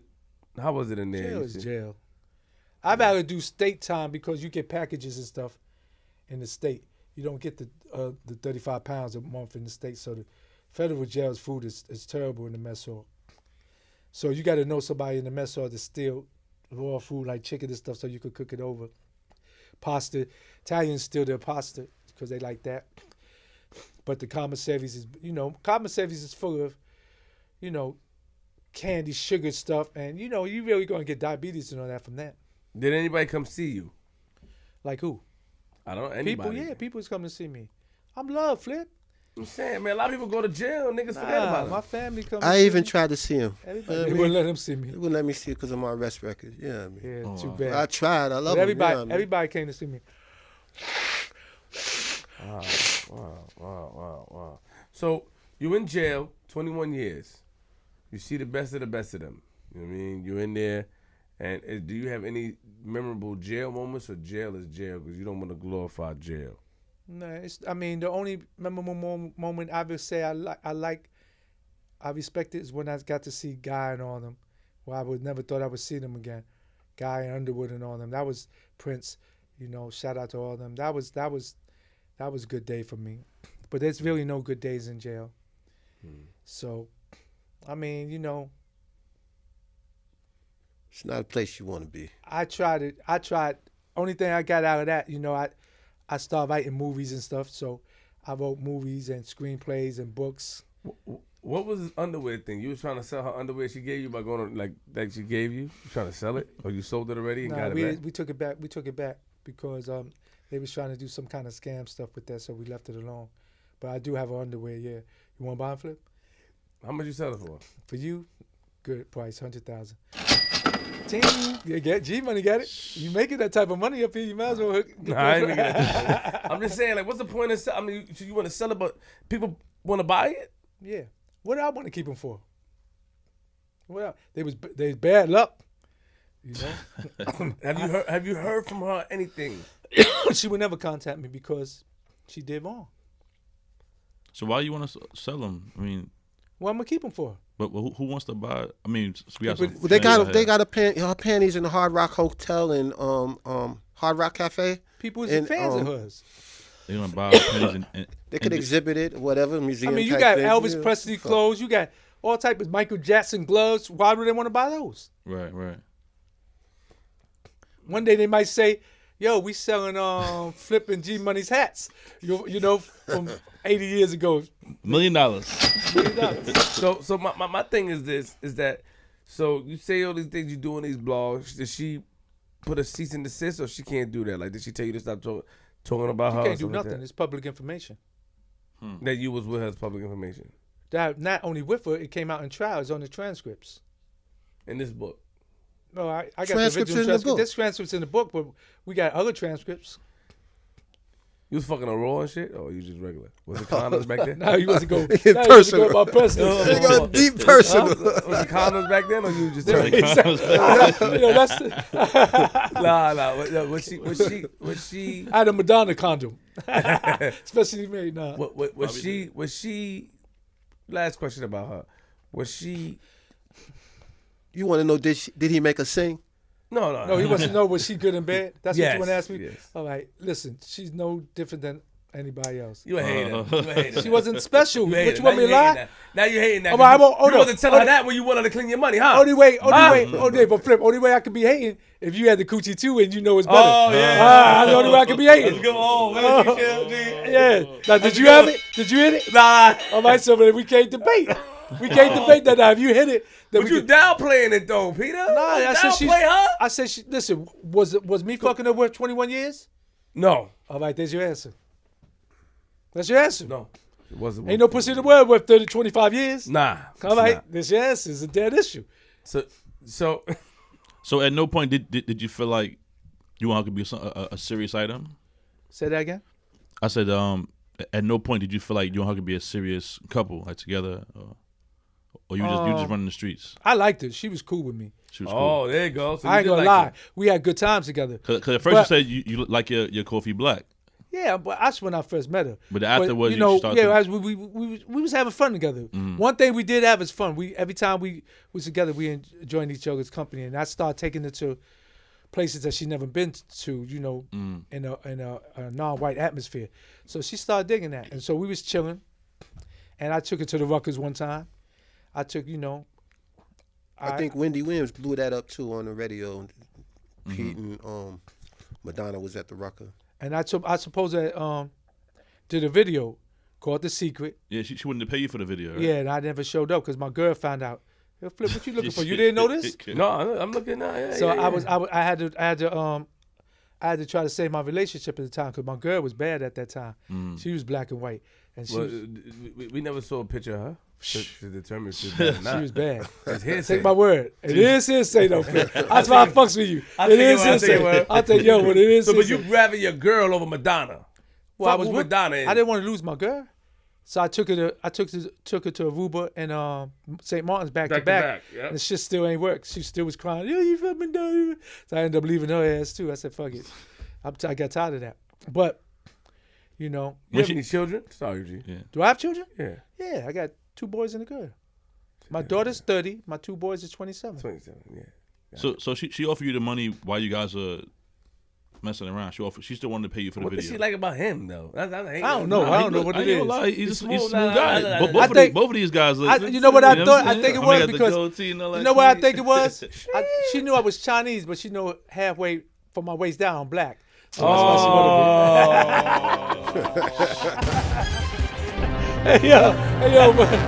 But real talk though. That was She's we have fun, man. boy, I you can't. got But it wasn't fun enough for me to get 21 years. Nothing I did with her Nah, was worth nah, the of course 21. not, of course But she not. should have just left me alone. If she felt all that, that she wanted to get me locked up, she could have But left what me I'm alone. saying was and I'm sorry, man. And I watched the interviews. I'm trying to sympathize with you, but I'm trying to figure something out. So one day, so you're having conversations. Because what led up to it? You remember her asking you to take it serious? For you to say she's upset that I don't want to be with her. Where does that come from? something Well, Yeah. What was the conversation? She wanted a baby before me. Every time all right, you want to hear it or you want to read the book? You hear the horse about read the book. Oh, he got to go in this corner? Let me stand in my corner, man. Yo. Peter, don't do me like that. Everybody chill out. She was trying to have a baby by me. And I'm gonna tell you, all right, what does a girl do after you come in her and she lift her legs up and holding her legs up so the sperm could drop into her? I kept saying, yo, what are you doing? And this is on my mother's grave. She was like, yo, I want to get pregnant. She said, I want to get pregnant. I said, oh shit. That's when the white cloud went over my head. Oh, I gotta leave this girl alone because I have a girl. My girl was a beautiful girl. I messed that up with her. I shouldn't have even messed that up with her because she was a sweet girl. I don't even know where she at now. But that's what happened. She was trying to have my baby. And then all other emotions was coming out. I love you. I want you to do this. I want you. She's trying to dictate what she want me to do. But she would send me, I think he remember that, she would send me plane tickets to France, Paris, and to come. And I'm not, I'll get my own money. I ain't doing none of that. She even sent them panties. She sent the panties to me. She said she have a lady knock on the door with the gift, and it'd be panties and stuff. I said, what the hell is? Or plane tickets, because she wanted me around her so much. But I don't know what they see in me. You know what I'm You're saying? a smooth guy, man. I don't Where know you what met it your is. girl at? The one that you end up leaving. You trying to find out who she is? It's easy to find out. I can find that if I I want. met her at a strip. Nah, I didn't mean this. I met her at a party, and she's gorgeous. She was very gorgeous. I ain't gonna lie. He's stuck At on the that. time, she was gorgeous. I mean, I messed. Yeah, There's a few flashbacks. girls I messed up. You know, that I should have kept. I messed that up, but But she sticks out. man, she was stupid gorgeous. I mean, and she was beautiful inside and out, and her shape was gorgeous. It's just that she was like a, you know, I had this problem back in the day. Even with one of my, I can't say that. I can't put it out there. But they was, you know, girls is like kind of nerdy. They don't know nothing. That shit used to bother me sometimes, you know. So you attract nerds. No, she was like kind of nerdy, like she didn't know the streets or nothing.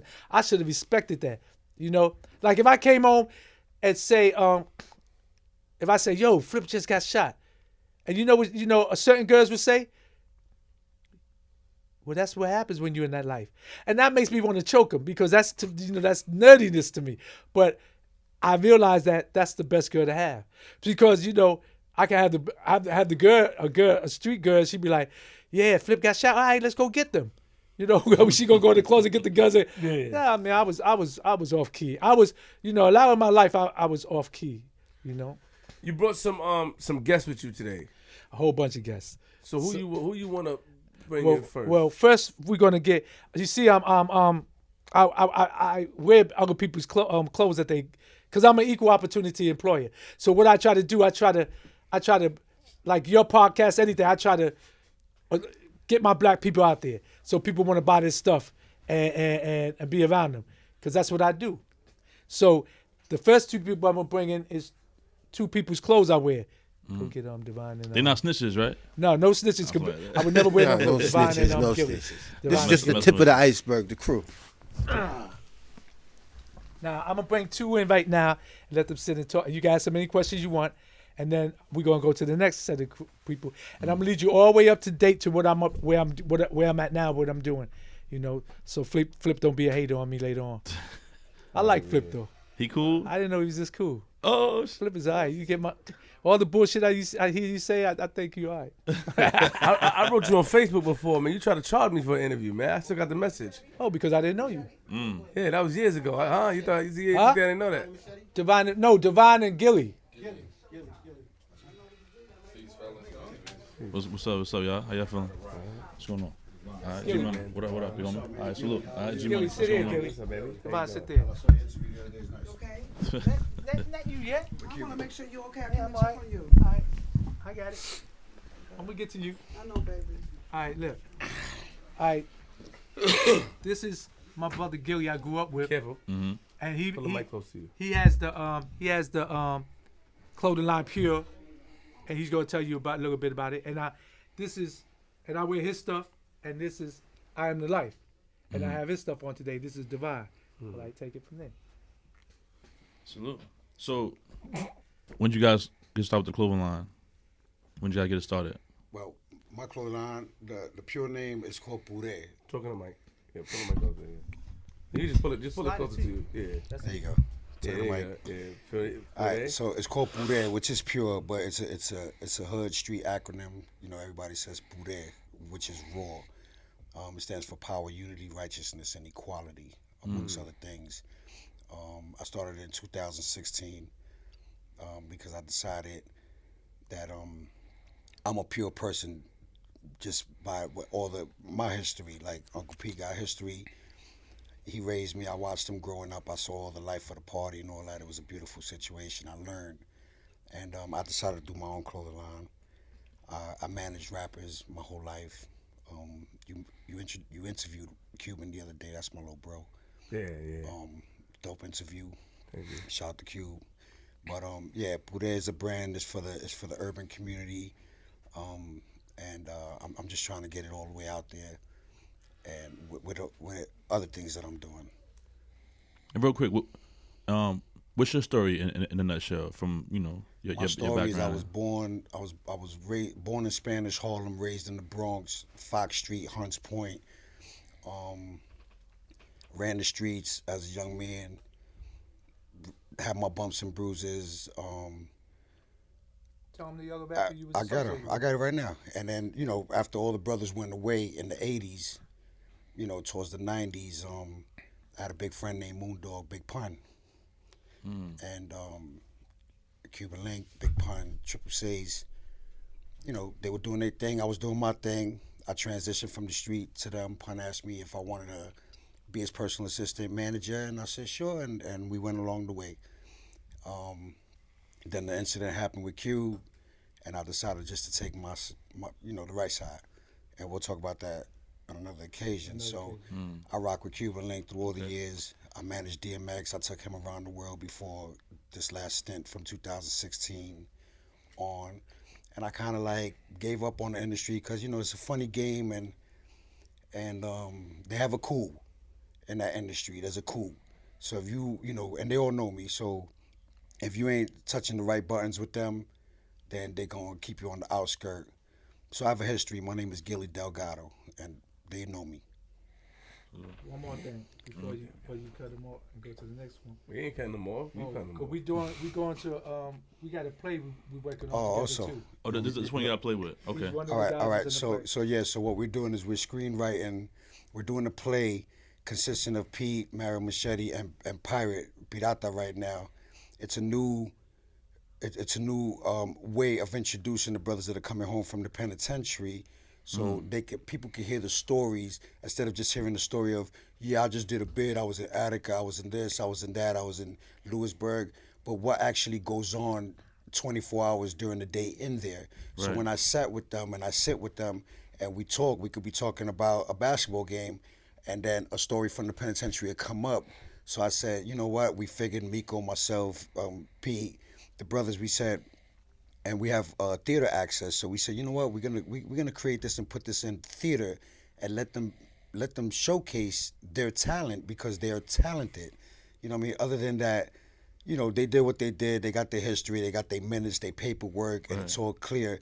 But now it's time, because there's a lot of people coming and telling other people's stories, and they plagiarizing brothers like Pete and so on. So many brothers out there. So we took the initiative with the access that we have, that we said we're gonna give the world something that they've never seen before coming out of New York, which is real brothers telling real stories of their life, of the penitentiary life, of their life, and bringing it to an off-Broadway situation. I see Gilly and Endless Legend clothing line. That's a shirt and stuff. That's yours? No, I'm Gilly Delgado. Mine is Poudet. But I see a picture. Oh yeah. Well, maybe the Endless Legend is correct, but I'm just the best kept secret. I see on Twitter. That's back in the day. It's Gilly CLK. That's right, Cuban Link Cartel. Yeah. So that's you. You probably had some back in the day. It's a nice. Actually, I wear Thank it. you. It was nice. To backtrack a minute though, did you hear the part when he said, "And the paperwork is good"? Did you hear that part? All right, remember that line, because that's what we go by. Of course. Paperwork being is good. Yeah. I mean, you know, he got a story. I'm definitely interested. Yeah. Thank you. Yeah, who's the next compadre over here?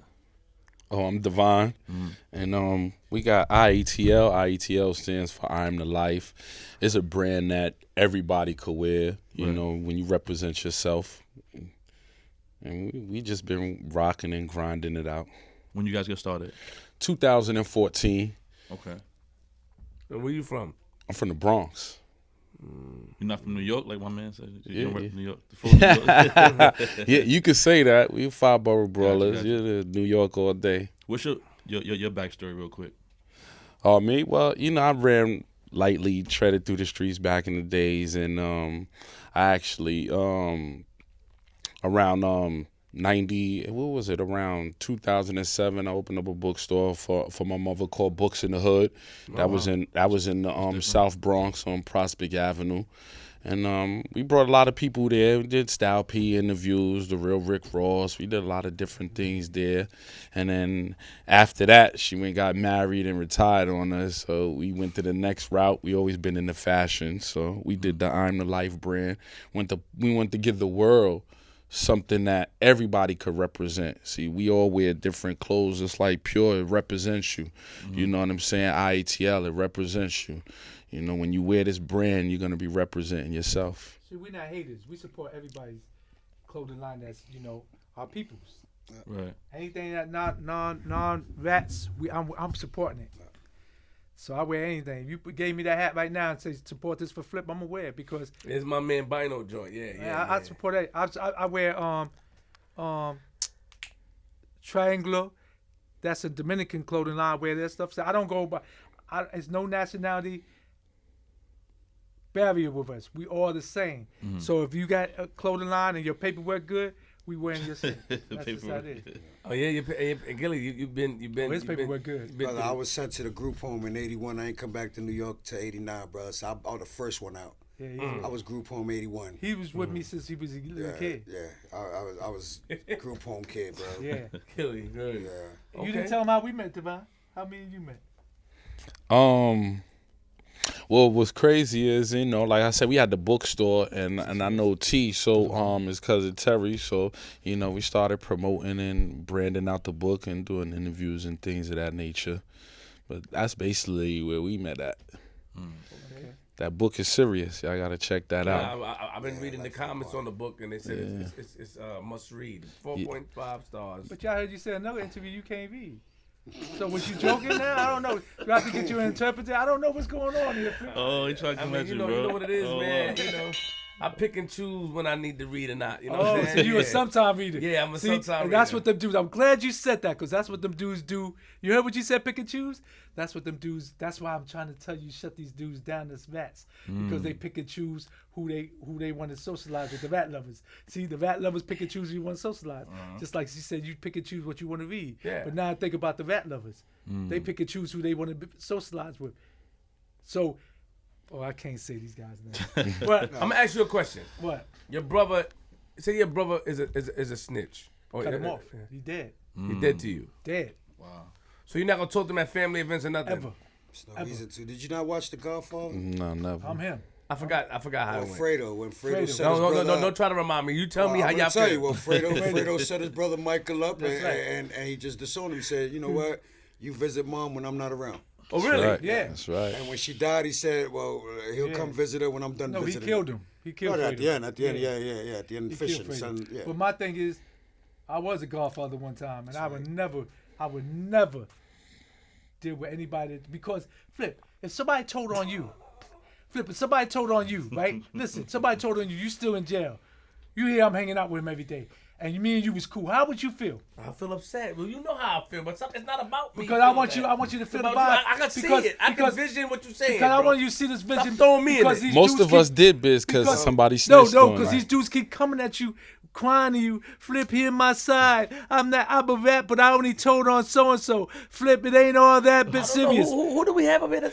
They come to you, Flip. I seen some of the interviews. I don't want to put no names up, but all right. Even if they don't come to you, it's exploited to where it's out there. But you're basically saying that my response. Yeah.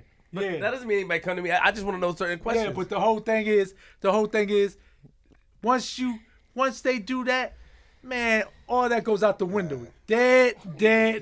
That's it.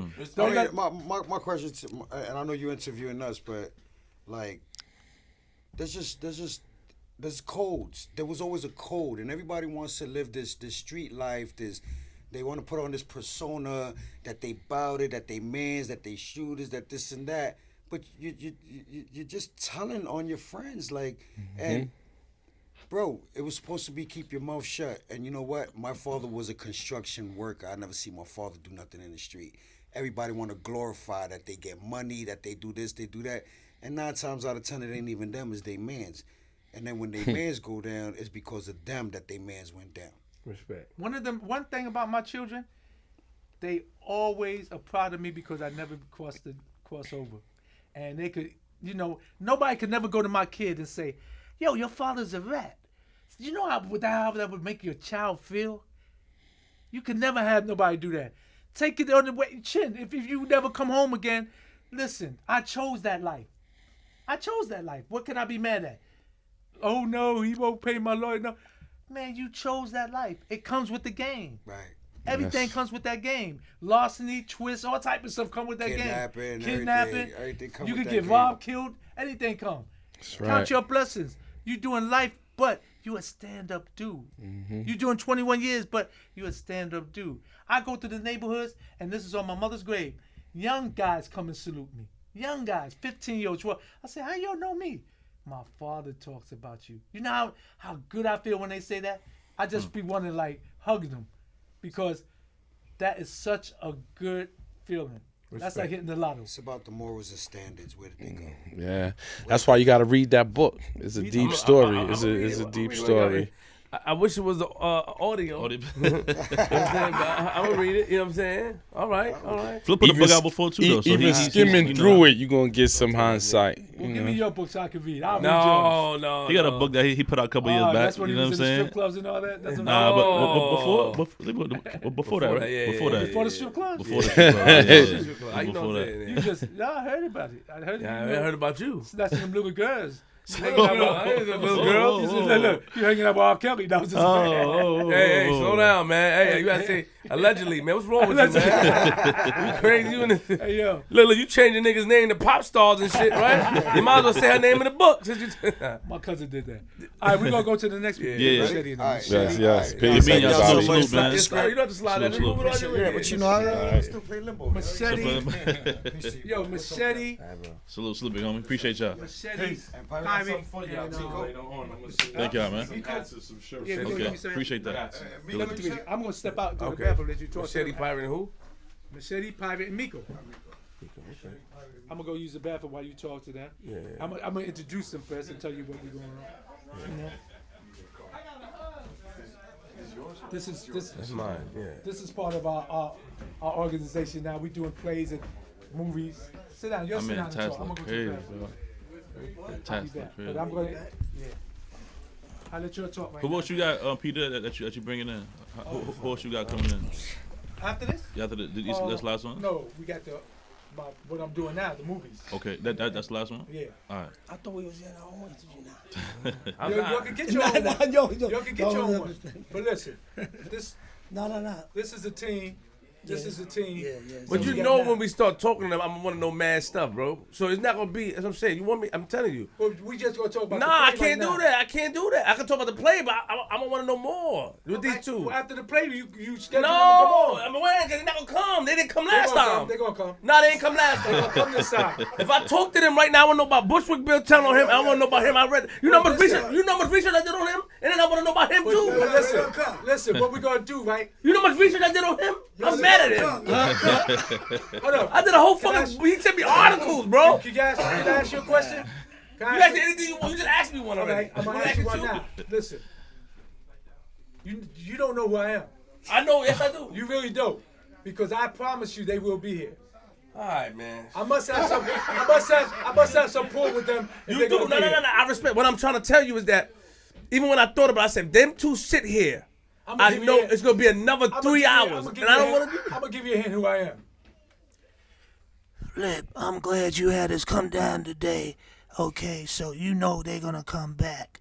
But right now, talk to them about the play, and I'll be back. I'm going to the bathroom. Now who am I? I'll see you in a minute. What the hell was that? I don't know. Pull the mic close to you, So you man. never seen The Godfather, huh? I did. I love did. me some Peter Shue, man. I love me some take Peter care. Shue, man. I'm mad at We both could of do a y'all, little. man. We're already here. We could do, I guess, a little. No, we fun. can't. We can't. If we do it, I did too much research on you. I'm gonna have it. It's gonna take too long. And then B would tell me about this guy. It's gonna be too long, bro. It's gonna be too long. So let's do a summed up version today, and then we'll schedule something out next time. So real quick, you guys, Yeah, no,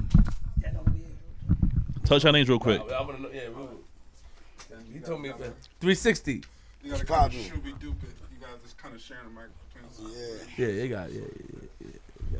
Just make sure. So, well, real quick, G. Just tell the people who you guys are real quick. We're gonna start. We're gonna start right here. My real name is Mario Enrique Perez, but I'm known as Mario Machete.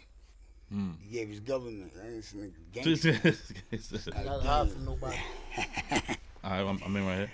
Yeah, I'm Pirata Pirate or Elias Talib from Forky, Brooklyn, and the Bronx. Salute. Miko got two soul from the BX. Latin King. You said you was Latin King, right? Yes. I'm Land King, yes. Oh, okay. I don't know where to start, man. Because it's gonna be too long, bro. So let's. All right, so you gotta take it. Yeah, you guys are here to speak about too much research on them. But he brought them in to speak about what? I'm an actor. The play coming out. Got a play that's coming out. Right now. I don't know what you want.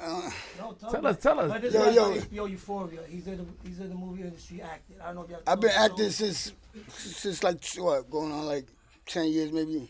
I got like 5 movies under my belt, short films. Did the new, I think what was it, 2008? I did the 2019 New Era commercial, and I'm on Euphoria. We just finished our first season. That's with Zendaya, executive producer Drake. And we about to start filming. Doing mad movies. Tell us about the tattoos on your face. Are you able to talk about them? Yeah, hell yeah. I'm a king. You know what I'm saying? Back in those days, I was really gangbanging. So you know what I'm saying. The more gangster I was, I was gangster, man. So if Tupac had it on his stomach, I took it to the face. You know what I'm saying? I'm proud to say that I'm like one of the first New York cats with tattoos on the grill. You know what I mean? That's fact in the Bronx. You know. And tattoo saved my life, man. Straight up. I'm gonna ask you an honest question. Yeah. And I want you to be honest. They said back in the days in prison that your team, the Latin Kings, I mean, we had 2 of them up here. It was a great interview, top 5. That you guys were the majority and the Bloods or the black people was the minority. Do you? But then when you speak to the Latin Kings, they said that you guys were basically trying to mind your business, and it was like what in jail? What was it like? Well, it depends on what year. Yeah, the year you was in. The year you was in. 95, we was at war, my niggas. It was straight up. You ain't see blood. So at the end of the day, this is straight up. Kings ran Rikers Island, man. You know what I'm saying? When it came to this gangbanging shit, and at the time, Bloods was doing a lot of idiotic shit out there, man. You know what I'm saying? Doing slicing priests and shit and kids and doing a lot of initiations. People wasn't feeling that shit, you know what I'm saying? I think about Latin Kings, what we're most respected about is that there was just a little bit of us. When I was, just when we wasn't watered down back in the day, it would be like 20 of us. And it'd be like 100 Bloods, 100 Crips, 100 this, that. My nigga, we still shut shit down because those 20 motherfuckers was ready to die. You know what I mean? This is the 95, you saying? The 95, yeah, we was at war, 95, 96, 97, all that shit was crazy. It was bananas. But Bloods was getting what changed the tides for us was that you had Spanish Boricua Bloods now. So now you walking around. See, I was always for like, I'm half black. People don't know that. I always keep that, you know what I'm saying? I want to see where they at because I grew up with blacks, man. You know what I'm saying? That's my people. I'm half black, so it was difficult for me, you know what I'm saying? Because I see a lot of prejudice shit, you know what I'm saying? And to me, like, it was just bananas, man. You know what I'm saying? Like when I always like, yo, if whoever want to be a king could be a king. And fuck, you got to be 5. All that shit to me was gone. There was a lot of shit that I don't agree with Latin Kings, man. Straight up. You know what I mean? Yo, but listen. What they brought up here today for is to interview what we putting together now. We're gonna talk about that. But the whole thing stand in front of the camera. No, but I'm trying to tell you. I'm trying to tell you, right? I'm trying to tell you, right? You should schedule them for another interview. No, So they could do their own thing. We just doing a quick. We doing a quick We recap. just doing a little brief. Yeah, brief. We don't want to go into that And because then we want to go into what we doing, progress in our futures, which we doing now, up to date. And up to date, we doing plays and movies. It's not about what we going way back to where I was a Chinese gangster or Latin king or blood. We want to do where we at now. These guys is older men now. So you want to go back into their background, give them a whole interview next Saturday. No, we are, but yeah. Right. We talk. But you can't do that though, man. You can't do that. You brought them in here. I told you 16 times. But I told you why I brought them in here. And I respect that, but I told you 16 times. I did a lot of research. I'm mad at him. But they gonna give you their own interview. I got a headache seeing them, both of them, and him too. I have a headache. So I went to my man 360. I'm gonna tell him. I went to 360. but I respect what you said. I was at 360. I said, yo, let me leave these guys alone. Let G Money gonna do it. Let me go to 360. That's all I'm saying. My thing is this: they all legends. I don't come up with people Respect. no bosses. But their time is. I don't want their time to be like minuscule. With my time. I respect they it. They deserve their own time. Salute. That's why I don't want you to go into it in debt. I want you to call them back up here next Saturday. Give them their own. I can't come next Saturday. Whatever day they could come. Whatever day they could come. I can't come at night, so I won't be here. Exactly, I got something going on with Ballistic Man and original. They will come. They will come. We got a video shoot. We got a video shoot Saturday. Yeah, but I'll make sure they be up here. All right, You got my word. so real quick. So B told me a whole bunch of stuff. So B been trying to. My man So B been trying. Like, I got a headache. So yeah, G, I'm not talking because if I talk, I don't. All three of them got crazy good stories. All right, all right. I tell you, this is gonna be the best interview you ever had. All right, bro. I bring legends up here. Yeah. All right, so in 30 seconds, tell us who you are. That's cool. 30 He seconds. already say who he was. They both say who they were. They both say. He said he was earlier. You got questions? Like, you want to go deeper in who they are? Nah, just a respect, G. Yeah, what's your backstory, real quick? Depends what you mean, man. I mean, I too have much, a multi-dimensional story, man. Just ask me more or less, like, be a little more specific, because I could go from A to Z, man. No, but what you listen? What you got going on now? Because what you got going on now? Because your story, like I said, both of y'all. I'm upset at. Shout out to my man. I'm upset at both of y'all. I can say it on camera. And I'm saying got a headache. It's understandable. You sent me a damn articles. I've been zooming in, reading these newspapers about you. You taking pictures on the stairs and shit. You know what I'm saying? And then you, So B, tell me all the shit and all that for y'all to. And I know what y'all did. And what y'all both did was y'all was working on something and it wasn't time for y'all to come up. I already knew already. I already knew the tricks. Yo, I don't think it's time. All right, so fuck that. Y'all here today to talk about what? Yo, right now, like, you know what I'm saying? Fuck the gangster shit. We doing big things now, man. We trying to transform to acting and put people on the plays and doing movies. Right now, they got their own movie to tell, man. They got their own movie that you can go. It's crazy, man. So that's where we trying to take it to. You know what I'm saying? Right now, I figured we doing this show that's January 14th. It's held at the Tank between 36th and 8th. And we getting it's a documentary also leading up to the show. I heard about that and coming up. everybody got like 12 to 13 minutes. You know what I'm saying? But within the show, it's gonna have little skits. Are you guys acting? You guys gonna be playing yourselves in these stories? Pretty much. Yeah, real life stories, real life situations that we all experience and On the stage. on the stage set up, with a background. You invited. Yeah, it's gonna be crazy. It's gonna be crazy. Are you nervous? Not really, man. I used to perform a lot. So. Yeah, videos, Rough Riders. Yeah. Are you nervous? Marion Machete being nervous? Nah, man.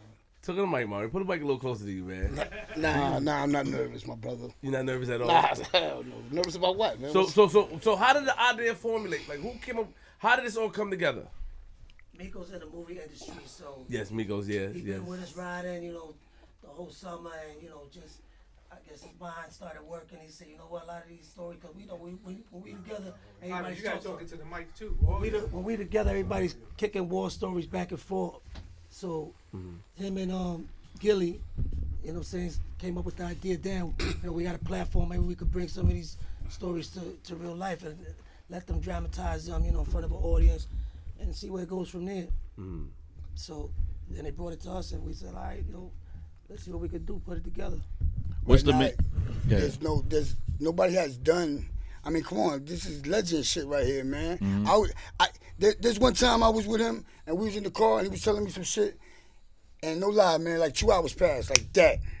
And no lie, I was like this, in tune to every word he said. Yeah. It's crazy. That's how you know what I'm saying? talk, yeah. I don't back anything. You know what I'm saying? I back what I believe in. So like, man, this show is gonna, showcase. This show is gonna showcase you know, every angle as far as the Bronx is concerned, my nigga. You know what I'm saying? You got Mario.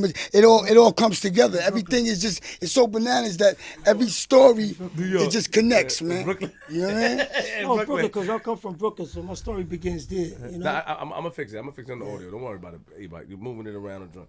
It's all right. But just move it back. Move it back. Yeah. I got it. Don't worry about it. I'll take care of it. Yeah. Can you pull it? Yo, E-Bike, gotta pull it back. It's blocking Mario's face on the camera. Good. Yeah, there we go. Yeah. So, Mario, you did time, yes? Yes, I did time. And you come in here, and how excited are you about this project that you're doing?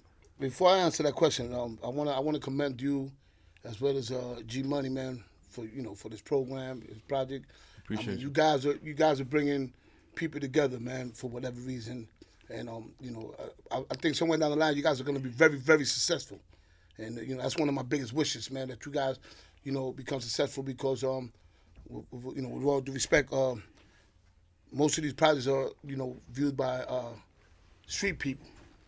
Our people, our folks, whether Latin or blacks, we're not getting the platform that we should get as black folks and Hispanics.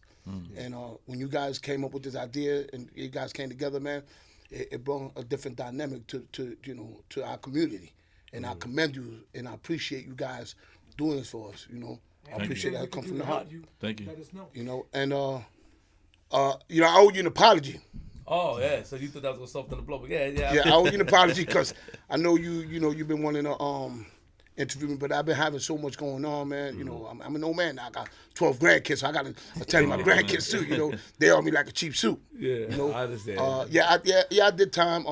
And I did 27 years of my life in prison innocently. For murder. My friend got killed, and unfortunately, 3 individuals that I grew up with. Put me in the position that I was in, and I wound up blowing trial. We're gonna talk about that some other time. Yeah. But I want to clarify something, also, man. I'm not a Latin king. I'm a former rat hunter. Organization, the rat hunters. It was not a gang. It was an organization, right? And sometimes I take offense. Some of them are my friends that come up here and speak, and they all define all Latin people as Boricuas when they speak about Latin king, and not every Latin king was Puerto Rican. Understood. You know what I'm saying? I'm Puerto Rican. I'm proud of being Puerto Rican. I come from a town of indigenous people. But I'm a black man at the end of the day. I know my history. So when they stereotype every person as a Latin king as being Boricua, it offends me. They shouldn't do that because not every blood or Crip is black. Some of them are Hispanic. Wildcat. That's like my little brother. Killer Kev is my baby brother. Shaquille is my brother. So be it's like my brother. So sometimes when people get up here, they use it as a platform, and that's understandable. But they inadvertently, I want to say, offend people, and they shouldn't. I heard about that, and that's you're not the first person to say that, and it has been the message has got to me, and like I said, Yeah, of course it did. We all did. The message got to me as far as like he does a lot of research. Sometimes I get mad at him because he want to do all the talking. He don't let G Money talk. Yeah. He did a lot of research as far as what? I'm just saying. I mean, No, but he was saying. what the thing is that as far as like allowing people, like I just allow people to talk, but I did hear as far as like people getting offended because they're putting the Latins, right? Or putting you guys into Boricuas. Boricuas getting run over on the island on certain. put in the box. Yeah. And I'm gonna tell you something, Queen Flip. I'm not bragging. I'm not bragging. I'm married with Machete, man. And I'm gonna tell you that from the heart, man. I'm married with Machete, and ain't nobody ever gonna tell you that the things that they say was happening around married with Machete. I'm a renegade, man. I do not allow to this day certain things to take place. I'm against it. B told me. I'm really married with Machete. I'm about that motherfucking life. True story. But I say that with humbleness. But sometimes we have to choose our words wisely, man, because it could create something. No, I heard. That's what I'm saying. It got back to me. Now you doing a well job. It ain't got nothing to do with you, man. No, I'm okay. You're under the table troublemaker. I already know that. Yeah. I'm fine. You know, I'm content with my question, my No, former you cool, question, you cool, man. and I'm content with a lot of stuff. Absolutely. And you know, but I did hear, you know, some of these guys I built rapport with, so they come and tell me. You know what? In my 27 years, man, most of the things I hear, man, we call each other every day because some of these things didn't happen, man. Like for real, like we're gonna talk about you ain't never gonna give me a paper. That's why now. We can't do it now. Yeah, because Peter Shue gonna kill us, man. Yeah, we can't do it now. I want them to have their own segment. I respect that. Yeah. Listen, the only reason I brought them here because I wanted them to see. Because they were skeptical about coming to this whole thing. They're very, very serious individuals. And I heard. we talked about this. We had a meeting on it, and they was like, "Oh, we'll come up there because of you," because they didn't want to come. I respect That's that. why the interview wasn't had. There's no excuses that was valid. But I told them, if I come up here and we show that we can get this done because of what we trying to do, let them interview you in the future. And I believe from this interview right here, I believe they're gonna come and let you get interviewed. You know, well, I didn't hear anything about nobody contacted me about him, but I figured it out. But him, you know, like I said, one of my guys that I'm real close with, he has brother. He's like my brother. He has a show on my platform, and he told me, you know what I mean, he explained to me, and I just put two and two together. I'm like, man. It's not about him. It's not about him. It's not if we had to come together and agree. Understood. So if Machete had opinion on not why he didn't want to come, believe me, he just discussed it with all. No, he said that. He said that. I'm just explaining that I was aware of his opinion, but I wasn't aware of his. You understand? But you saying they will come. Yeah, I'm good. I'm good. Because this went smooth. They thought some other things, and it didn't transpire. And we would talk about it when their time to come up there. Their time's gonna come. And you smiling, this guy is crazy, man. He gonna be upset, man. I'm upset at him. They got a good interview to give, and I didn't want it to be. I did, and I tell you, I have a whole notes on this guy. I want them to get their whole time together, because they deserve it. All right, man. So I just had to open the door for them because you did. Thank you. If I didn't do that, they might have never came. In other words, we're here under duress. So we got when Peter Shue speak, we have to listen. He's an OG. That's a triple OG. We got the show at the tank. It's in Midtown Manhattan. All the information to be January 14th, you said, right? Right. Yeah, January 14th. All that's gonna be, publicized later and promoted in the near future. Yeah. And we got Peter Shue. And my thing. You got me, and you got him and Gilly. We all performing on there, and then we got some documentaries and some books and some other stuff in the works. So that's what we came here for. We talk about what we doing in the positive area. My thing, with all due respect, it was like I have a contract with Crime Faces, and I'm a man of my word, so I like to stick to my word. Yeah. And when you called me up here, I knew you was gonna come at me with some questions, and you a shooter. I already know that. So I couldn't disrespect. Crime man, shout out to Crime Faces. I heard about it already. I had to give I didn't feel no way. I mean, I said that now. But you're gonna get your interview. You're gonna get your interview. Trust me. You're gonna get it. Let's figure it out, man. Peter Shue said it. It got to happen because he already put his word. Underworld Files. He took the day off of work to come up here. Underworld Files is on Instagram, UWF magazine. It's gonna have the article on the CNC gang that's coming out, I think, at the end of December. So that's gonna be the first little something one that's going on, with my history and my past. But shout out to Gans working hard at UWF magazine. Shout out to them, man. Shout out to them. I think that hopefully we can get you guys back up here. We can have a conversation when the show is over and see what we can set up. I will love it. And just the thing is, a lot of people have certain perceptions of what's going on up here. If you watch my interview style, I am a troublemaker. But at the end of the day, all it takes is a conversation. I'm not going to change my style of doing things because I feel that it works for my brand. But as far as respect, I feel like every man deserves respect. Because you guys came in my home and you showed us respect, so there's nothing there. You know what I mean? Like I said, I heard about it already, and I didn't feel any way. It just was a conversation. No respect we can get far. Yeah. Without it, we can't get nowhere. You know what? Somebody told me that because I was skeptical about coming up here, and they told me you adjust to who you interviewing, and that's what made. I said, "You serious?" He said, "Yeah." Now he does well, man. Brother does well, man. I didn't want to come up here and go through like the ridiculing and because I have serious things, especially when it comes to snitches and all that. I didn't want to be joked about. I'm against all that, man. That's right. That bothers, but you kicked it to me in a beautiful way, and I respect your show, and I would come up here anytime because. And without you see G Money, that's what I'm saying. And the thing is, this is why yin and yang, whatever it is. Like, you know, G Money, he knows how he gets to it, and I have my way of doing things. I like a certain reaction, but I do it respectfully. You know what I mean? If I see somebody very serious about something, I definitely have to say it, but I'm not gonna call them out as a man. I look at things. You gotta remember the platform, like he said earlier. A lot of different people watching it now. But you remember my core audience, if you watch my history of what I do, it's a lot of college kids. There's a lot of high school kids. Absolutely. So the questions that I ask is not to dumb it down, but it is to dumb it down for them. Because they would ask these questions because they don't know about the streets. You know, Webb and Nitty and them is my family, so I know about the streets as much as they taught me. But the thing is, like, the kids that support me, when they watch and they don't tune in, they don't know. I have to ask a question like, what's a cut? What is this? You got to break it down. I heard you yesterday when you were talking with Killer Kev about the IPC and the PC. I mean, but that topic, I wanted to go in on that yesterday. You know, I was trying to hit him up, but you know, but it didn't go through. But you know, you ask questions. Comes to be honest with you, like although you know certain people that have been in the streets. You're oblivious to a lot of things, so you want to know what's going on. I make it seem like I'm oblivious, though. I was gonna say that. Yeah, I make it seem it's a trick. But I seen an interview of him on the streets. Stop it. Oh, so he tricked me then. But you know what it is? I have to do it for the. Okay, Of course.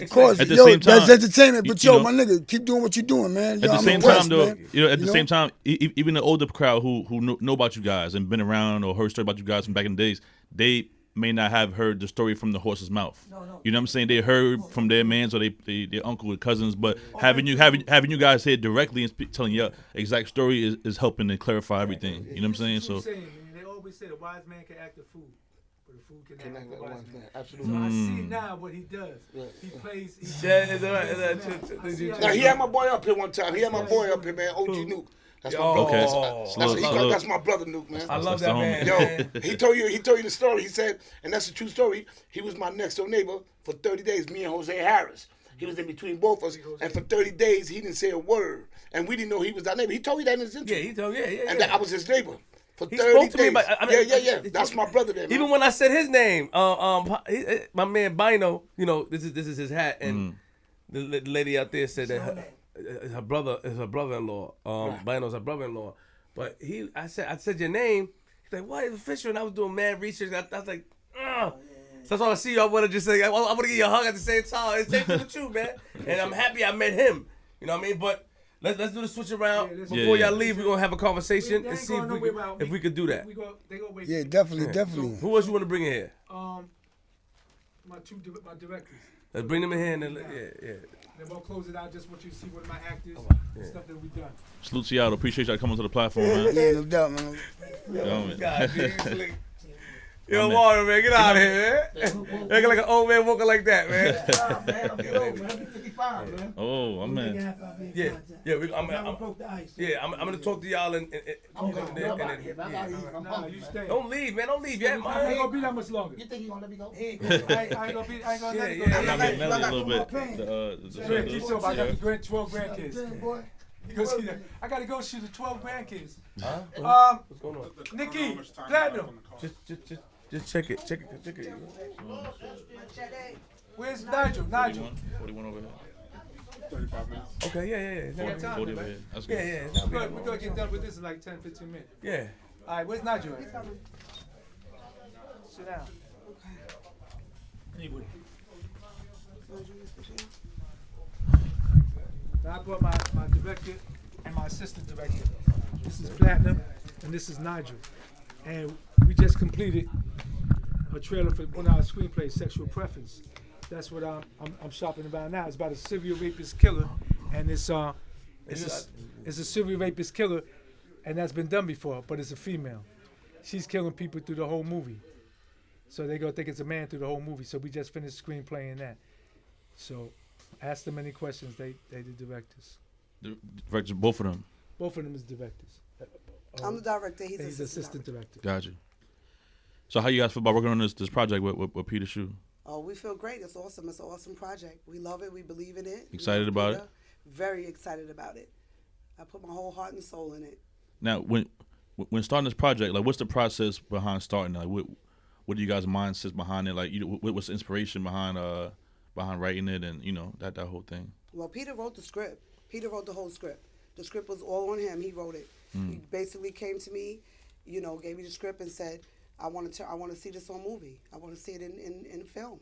And you guys believe the story, and you guys were behind it 100%? Yeah, I was behind it 100%, and I started doing everything with it, auditions and so on and so forth, to where we are now completed. We have completed the trailer. Wow. Didn't you send a message to the Instagram saying that your name is Princess? No, I'm Platinum. Platinum. Pardon me. You said that you said you're working with Peter Shue and stuff. You sent the message, correct? Yes. And you have a story from Queens as well, yes? Oh, yes.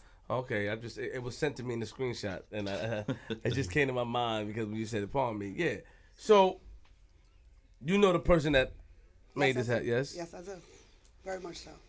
And how do you know him? That's my brother-in-law, so to speak. His older brother, Big Bino, is my boyfriend. Yeah, very good guy. Yes, he is. Okay, I just want to make sure we have respect for him. Yes, I just did it on purpose. Okay. Yeah. And you're excited about these projects and things like G Money said. And yes, this is my life. This is what I do. Mm-hmm. I'm a film director. I've directed many of films already. I've acted. I have my own production company. Oh, wow, nice. What's some films you worked on before? All different kinds of films. I've done documentaries on domestic violence. By trade, I'm a social worker. Mm-hmm. So I keep it there. We keep it very, but I'm also from the street myself. I got off I'm from Southside, Jamaica, Queens. Okay. Slow down. That's my side of town. That's what I'm talking about. That's where you from? Yeah. Yeah. But yes. So we just read it and did what we had to do with it, and it's a wonderful project. We love it. Don't get gassed over there. Yeah, we're from Southside. What's up? From New York. Outside. New York. New York. My fault. He look familiar though. I don't know what it's fine. You look mad familiar, but I hear that everywhere I go. I don't think that's everywhere I go. I hear that. Yeah, he got familiar face. Yeah, what's going on? Too. Five stars. 5 stars. Black belt. 5 stars. Right, 5 star. 5 star. Black belt. He was just waiting for you to say something wrong. He's gonna run it in. Bro, you 5-star black belt? That's what we tell everybody. Nah, but that's what they tell everybody. We just go. But we just believe you in. Try to say you don't do martial arts. Not 5-star black belt, but I've like studied 4. it before to a degree. So for how long? How long you studied it for? On and off about 6 years. Man, you went far, man. You trying to downplay it. What's wrong with you, man? No, I just when you just don't say it. I don't talk about it. Do you remember all the stuff? Muscle memory. Yes. Muscle memory's a motherfucker. I turn him loose, he'll kick some ass. A word? You remember? Muscle memory is definitely and it comes in play when you need to. Right. I didn't complete everything, but what I did learn, I'm able to defend myself and keep somebody off me if need be. Respect. And me too. Right. Yeah, me too. Right. Yes. And 15 other people. Where you from? The Lower East Side. New York. Yes, New York, but the Lower East Side. Born and raised. Now, what was your initial response when he came to you with these ideas? Well, a really good friend of mine, Liz, introduced me to Peter when came home, and she said, "You got to read this book." And I read it. I was glued to it. And I work in the film industry. I'm a teamster, so I'm on that side of it. So I understand how it has to get done. So when we came together, reading the book, my whole thing was like, let's get this done. How many people can say like they fucked Madonna? You know what I'm saying? Like seriously. That's right. And live the life he lived. You know what I'm saying? Right. That if I was born in '78, so I remember the '80s on the Lower East Side. I remember how it was. I remember how crazy it was. So when you could talk about the stuff that he's talking about and it's factual, that's fucking amazing. Like it takes me back to that. Like my generation, we all grew up on reading Don Diva magazines, watching the DVDs, watching the Feds, but this is it in live and living color. Right. And this needs to be told. Whether it's Netflix, whether it's Hulu, whether it's a movie, a motion picture movie, it needs to be told because it's that deep and it's factual. Yeah, we hear like, look at the people he came in here with. Y'all better thank me for that. I could have bought more. I believe it. Right. Look at the people he came in here with. You know what I'm saying? All he did was ruffle emotions. That's all he did. Nah. What he did. He didn't ruffle no emotions. Nah. Hater. Now, did you guys know Peter prior to these ideas and? Well, I used to sneak in Peter's parties Parties when back I was in a the little girl. Yeah, I should not have been in his parties at all, but we did sneak in his parties a few times. How was his parties from your perspective? Oh my God, it was like we were in heaven because we were kids. We were 15 years old. To go inside of a Peter Shue party and see an animal, a real live animal. Really? Oh yes, a tiger there at the party, and then all of the stars was there. You know, so we were young. We were going to the parties. We were seeing him, and yeah, it was awesome. It was awesome. Okay, P. Okay, Peter my was bad. definitely the man. Flip is a hater. Come on now, Flip. I am. You a hater, Flip? I am. Yeah, I acknowledge my hate. I Yeah, don't. If I said I was from Queens, he would have been actually. Facts. Facts. Well, ask the Furtado brothers for me. Oh. They good friends. You want me to start naming people? That's The the G- Furtado Those brothers, my boys. the Watch it. Supreme Those team, G Those my people. boys. Those are G people. You know them, G? dude. Facts. Yeah, those my boys. Big D, Chaz, Shout out, you the know. Supreme team. All them shout outs to Shout out all to my Lance, people. Todd. I love Chaz. I miss him. I'm doing the Christmas event too this year. So this is the Furtado 20 brothers. Yes, he does. G Money does. This Ask them how every close. year. Ask them how close we What are. do you do at the parties? DJ. Oh, you DJ? Yeah. Oh, you do? DJ G Money. You Okay, crazy? I'm gonna have to get you where I He's a need. celebrity DJ. I don't know. Oh, shout out to Spoon too from Vibes. Okay. Oh. Oh, you want me to keep going to Queens? Shout I out could go to Queens. Shout I out to could go to Luke. Queens. Shout out to man Luke. Yeah, Luke. I could go to. They call him Spoon too, so Little I could Spoon, go. yeah. I could go to Queens. You want me to keep going to Queens? Nah, you We want to go you to Queens. good. I mean, that's I'm my from New York, baby. That's my town too. What you wanna want, talk- Brooklyn Nets? Who want your Nah, we don't want nothing. We don't want nothing, man. We just He feeling good. He feeling good. Look, G, I know it's he close. It's close. Leave him close. alone. He got like one more. Then it's going down. Where do y'all see this project going? So y'all working on a project together, all three of you, yes? Yes. Director and assistant director? Right. What's an assistant director? Well, because I'm in the film industry, like I said, I know how it gets shot. I know how the setup goes. I know what the lighting is. You know what I mean? And so I'm using that part of what I work on every single day to help Peter out, to help Peter succeed. I want to see Peter win because so many good guys get locked up and they come home and they don't get opportunities. Facts. People are absolutely afraid of them. They want to come near them, don't want to do anything, let alone go to get a regular job. But when you got a story like this and you're telling it, why not tell it to the max? You know what I'm saying? Why not maximize it to all you can out of it? And he knows a lot of people too, because he So- gets to see them because he do the Teamsters work. Yeah, He sees the real actors. absolutely. So / bodyguard. How do you feel about it? Big man. About everything. Where do you see it going? Like where do you? I already wrote my Grammy speech. Like I really already wrote my Grammy speech. I really did. Like I already know the project can go as far as it needs to go because of what it entails. You know, I feel that what we bring together as a group, you know, I know how to put things together really well. So I felt that us as a group, as a team, working on this project together with what we all know and what we all brought to the table as individuals should make the project See, work. sexual preference is just one thing leading up to the next Right, thing. just wanted to take Forbidden Love is next. That's a Chinese gangster joint. And then we're doing the Peter Shue story, which Nigel is so excited. Crazy Everybody about, wants to because it's a sexy part of New York City. You know what I'm saying? but I'm It's into that that too. era. It's that era, and we saw what Paid in Full did. Right. You know what I'm saying? We saw what The Wire did. We were all in those Glued to shows. it. Yeah. we were glued to it. Yeah. Even Money and Violence. When you know what I'm saying?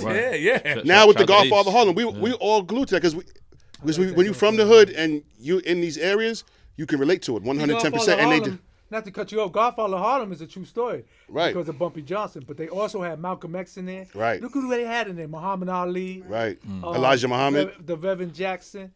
Elijah Muhammad. They got so many people in there.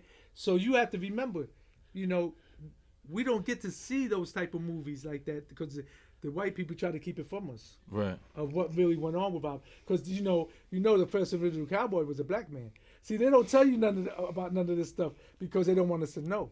I understand. They want us to think about John Wayne. Every time you Right, see a which is cowboy crazy, movie, which is John crazy. Wayne. See what I'm saying? When you see a gangster, you see somebody else. They're not going to show you the black gangsters. I think this is very, very educational. You know, very, very informative. You know what I'm saying? I think that a lot of the youth are learning a lot through film nowadays. You know what I'm saying? That's all they do. Smartphones. Right. Smartphones. So They don't you have know. to. They don't have to have anything to do with the streets. You don't have to have anything, but you could just relate. Look on your phone. Look up a podcast. Look on your computer, and just look up interviews. And that's how you did it. I read those magazines. Yeah. You know what I'm saying? I didn't have all that in jail, though. I wrote all this by hand. My book, screenplays, all by hand, by myself. Pen and paper, pencil and paper. Pen and paper. He play too much. Pencil, paper, pen and paper. He play way too much. Pencil. All right. I used the one you was selling, number 2 pencil. Well, listen, man. We're happy to meet the last book is crazy. We're happy to meet the directors, and I can't wait. I want to go to the play. I can't wait to see what you guys come up with, and hopefully, I know Oh, here's another thing. Mm-hmm. If you want to come to certain places that I'm going to invite you to, I don't mess with the high help. You got to call me personally. I got to call you personally. I don't do like I got to call a female and wait for her to get back to me for That's 2 weeks. I don't do that. So if you're going to bond with me, we bond like men. I call you, you call me. You can always call me. My phone is 24-hour service. I can always call you. I don't want to have to call a secretary that she said, well, let me check on everything and get back to me 2 weeks. Because I am a boss too, and I am the godfather. Respect. Don Peter. I mean, I don't know what that means. You will know. You got a pit bull, anything, any kind of animal? We had a dog in here. No, I'm talking about you seen the Godfather when they cut the horse's head off and put it in the bed? Yeah. I don't want you to wake up like that. I'm fine with that. You like pit bulls in the Yeah, bed? I don't like that. Listen. Outside, different. My house, different. I'm fine. I respect you saying that and communicating, and we're going to make it happen. Call me personally. Don't have nobody else call me. Call me. You could I call didn't me have personally. nobody call you personally. You didn't hit me back on Instagram either. You had a lady calling us. Yeah. That's personal. I want to talk to you personally. But you got to speak to she get paid for that. No. Oh, wait, I got a secretary too. What, and I would have secretary to for you? No, I would have to speak to her if No, it I'm pertains giving you to... direction. You can call me personally. But how if she knows the schedule? Hold. This is what we got to get, because this is my second time or third time hearing some shit like this. If the lady knows the schedule, you want me to call her, get the schedule, and call you and let you know when you could just speak to her directly, get the schedule? You can have my number and call me if you need me, but I'm saying, yo, speak to her because she has the schedule. That's the point. She scheduled I would it. text you and say, call me when you can, and you text me back and call me. That's how businessmen do. See, You guys are ridiculous, man. This new ever. You guys are ridiculous. This new ever. In the drug game, you think back in the day in the drug game, I would call her to say, how many keys you want? That's the drug game, but we talking about setting up a studio time. Carry you to the studio. No, I'm not talking about studio time. I'm talking about when you call me and find out when we doing something so you can. I'm gonna call. She never call you for that. How she gonna call? She ain't going. I'm saying. Okay. He's saying make sure that she don't call. We call him make directly. sure Yeah. But you understand what I'm saying, right? Nah, I hear But you. to the studio, she had But you understand what I'm saying? I get it. Nah, I hear both. I get it. It was a miss. Yeah, no, I agree with Okay. him. I'm gonna introduce you to one of my actors now, Rashad, and he does plays, beautiful plays. We went to a few of his shows. Come here, Rashad. Sit here for a minute and say hi. Sit here, Rashad. This guy right here is a fantastic actor. Wait till you see him in, Thank you, in my the brother. movie. Stay with us. Don't leave us. I'm gonna stay right here. Okay. He's a great actor. And he's in the Sexual Preference film. He's going to be in definitely the Peter Shue story. So, And he is a good actor, one of the best actors. I handpicked you myself. Thank you. Okay. and he's from Queens. Okay. Oh, here we go. Welcome, man. I'm from Hollis, Queens. Yeah, I play Mike Hollis, Falaci Queens, in is it. that your side? No, I'm from Linden and Farmers. All right, so I'm gonna get some up for Linden Yeah. How you feeling, boss man? What's going on? I feel great, man. I feel great. I love Welcome being to the around- platform. Thank you. Appreciate it. I love being around the energy. You see the man brings people together. You see you got all the different boroughs. You got New York here. Appreciate you guys doing what y'all doing, creating this platform. It's a blessing. Putting this book together. Terry called me. Yo, we got to get this book together. I leave Queens, go over the bridge, and what happened? I brought in the computer, right? And something went wrong, right? He said, yo, we lost the file. You got to come back. And I'm like new to the Bronx. I'm from Queens. I don't really go to the Bronx and stuff, but yo, I'm back over the bridge, getting it right, getting it done. And we got it done. We got it done. Thursday was our last scene. Yeah. Yes, we were very, very, very proud. We worked very hard. We shot long hours, to get a lot done. Rashad was there every single time that I had a set to shoot. No doubt, yeah. We make it happen. And we did. We made it happen, and it's going to be great. So we'll let you guys know you can come to the premiere. And you said play the part. You got it done. Like what you did exactly. If you could elaborate what you did exactly about helping for out. the book, I just brought the computer. Okay. And we made it. But the movie, I play Mike Valachi, detective. Okay. Lead detective. Yeah, I play Mike Valachi, and he was saying I do plays. I just finished wrapping up a stage play at St. John's University on domestic violence, raising domestic violence. So, I enjoy it. I got on stage and I just fell in love with it. So a young lady actually came and, she said, I like what you do. I want you to tell my story. So, I realized domestic violence is a huge thing going on. I wasn't aware how huge it was. I did a documentary on domestic violence. I think when you asked me what I did, I actually did one. That made it all the way to the Cannes Films Festival. Oh, wow. Salute. Yeah.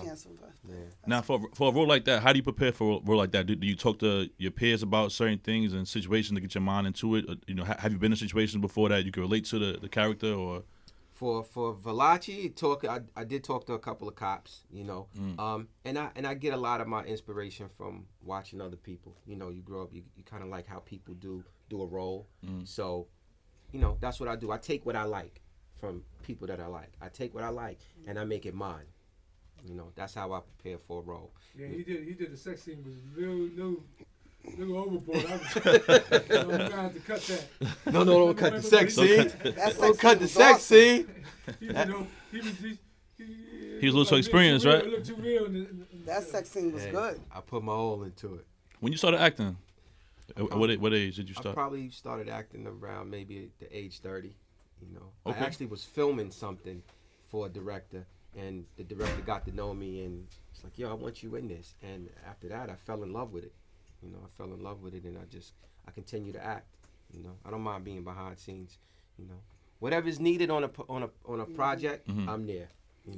I'll wear whatever hat needs to be wear to get the project done. That's dope. But I enjoy acting. I do.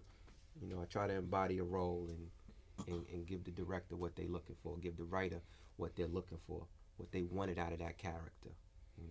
When I get the thumbs up, I know my job's done. This is my last person I want you to meet. He was my driver for 30 years. Then became my concierge. He's been with me forever. His name is Wayne. Great guy. Visa I brought him in here too. When I was away, he took care of my mother all that time I was away. Oh, wow. Wow. He deserves it. He deserves a shout out.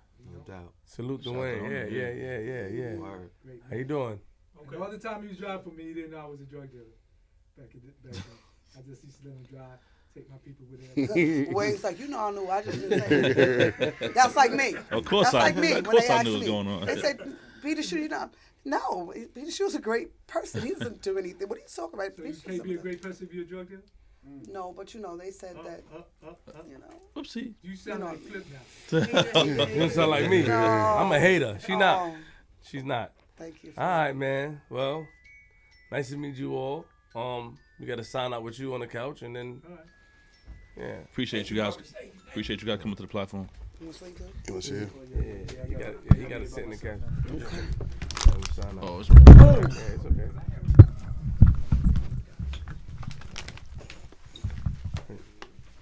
All right, somebody drop something. $5. We got. Oh yeah, we're gonna come. I'm chopping up when we wrap it up. Definitely. Yeah. Slide over a little bit. This way? That way. There we go. I'm by myself finally. So this guy's crazy.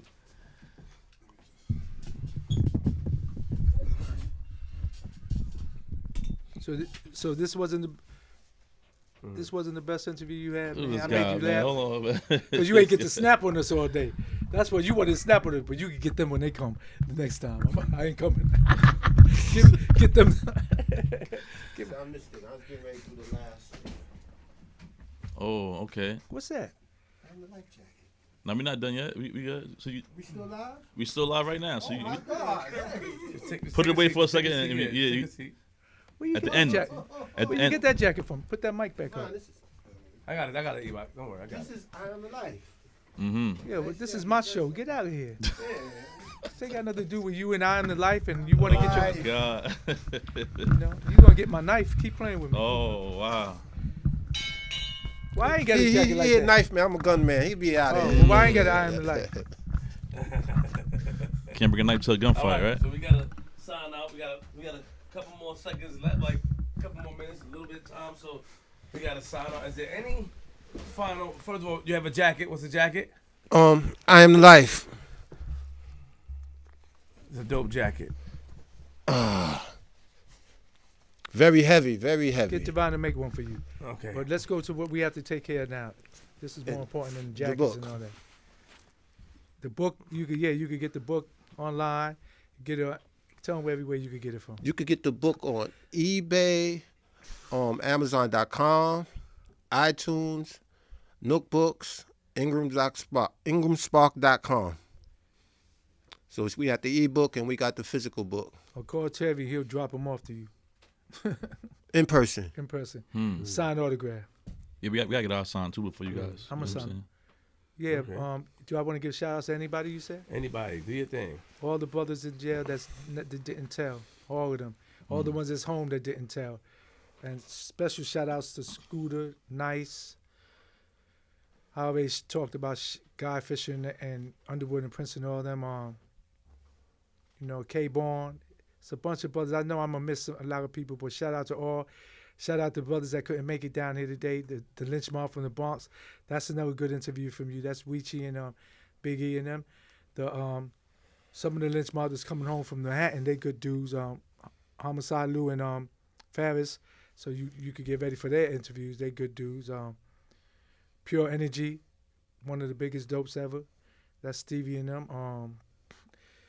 Boy George, Ice from Boy George, you could get him.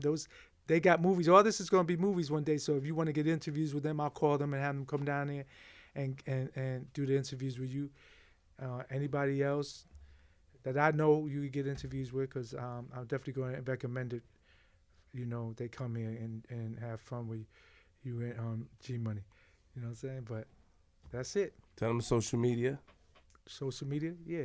You have any Instagram or anything? My social media? My Instagram is the one and only Peter Shue. That's the number one. You put THE, the number one, then you put an N, then you spell out only Peter Shue. What's my Facebook? Peter Shue. Email, shuestheone@gmail.com. Terry handles most of the internet stuff anyway. Send them a message at famigotyou.com. That's famigotyou.com. One and only. 24-hour number. If you're my people, you know how to get in touch with me. So you could go through Flip, because I'm giving Flip my number now. So Facts. That and G Money, because G Money did interviews with me before, and we remember who each other. So I'll keep in touch with him. And G Money, if you could use him as a DJ, he's good. I heard his stuff before. Get him to play at your parties.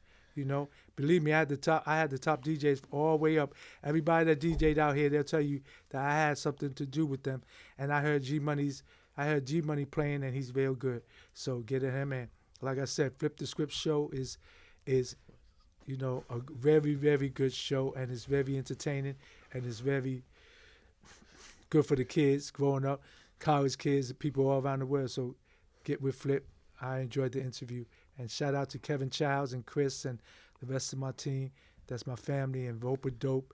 So, that's Big D, Mustafa, all you dudes. Mustafa's from Queens. So, all them dudes, we're one. And even though you don't see us come out with each other, believe me, when needed, we come out. We show out. But we like sleeping giants. We ain't trying to get into none of this gossip and the haters and stuff that's going on where they contact Flip. All the BS. We ain't trying to get into that. But if you rub us the wrong way, you will feel the wrath. And you'll see when you feel an earthquake going on, you feel like, yo, why everything's shaking? Is it an earthquake?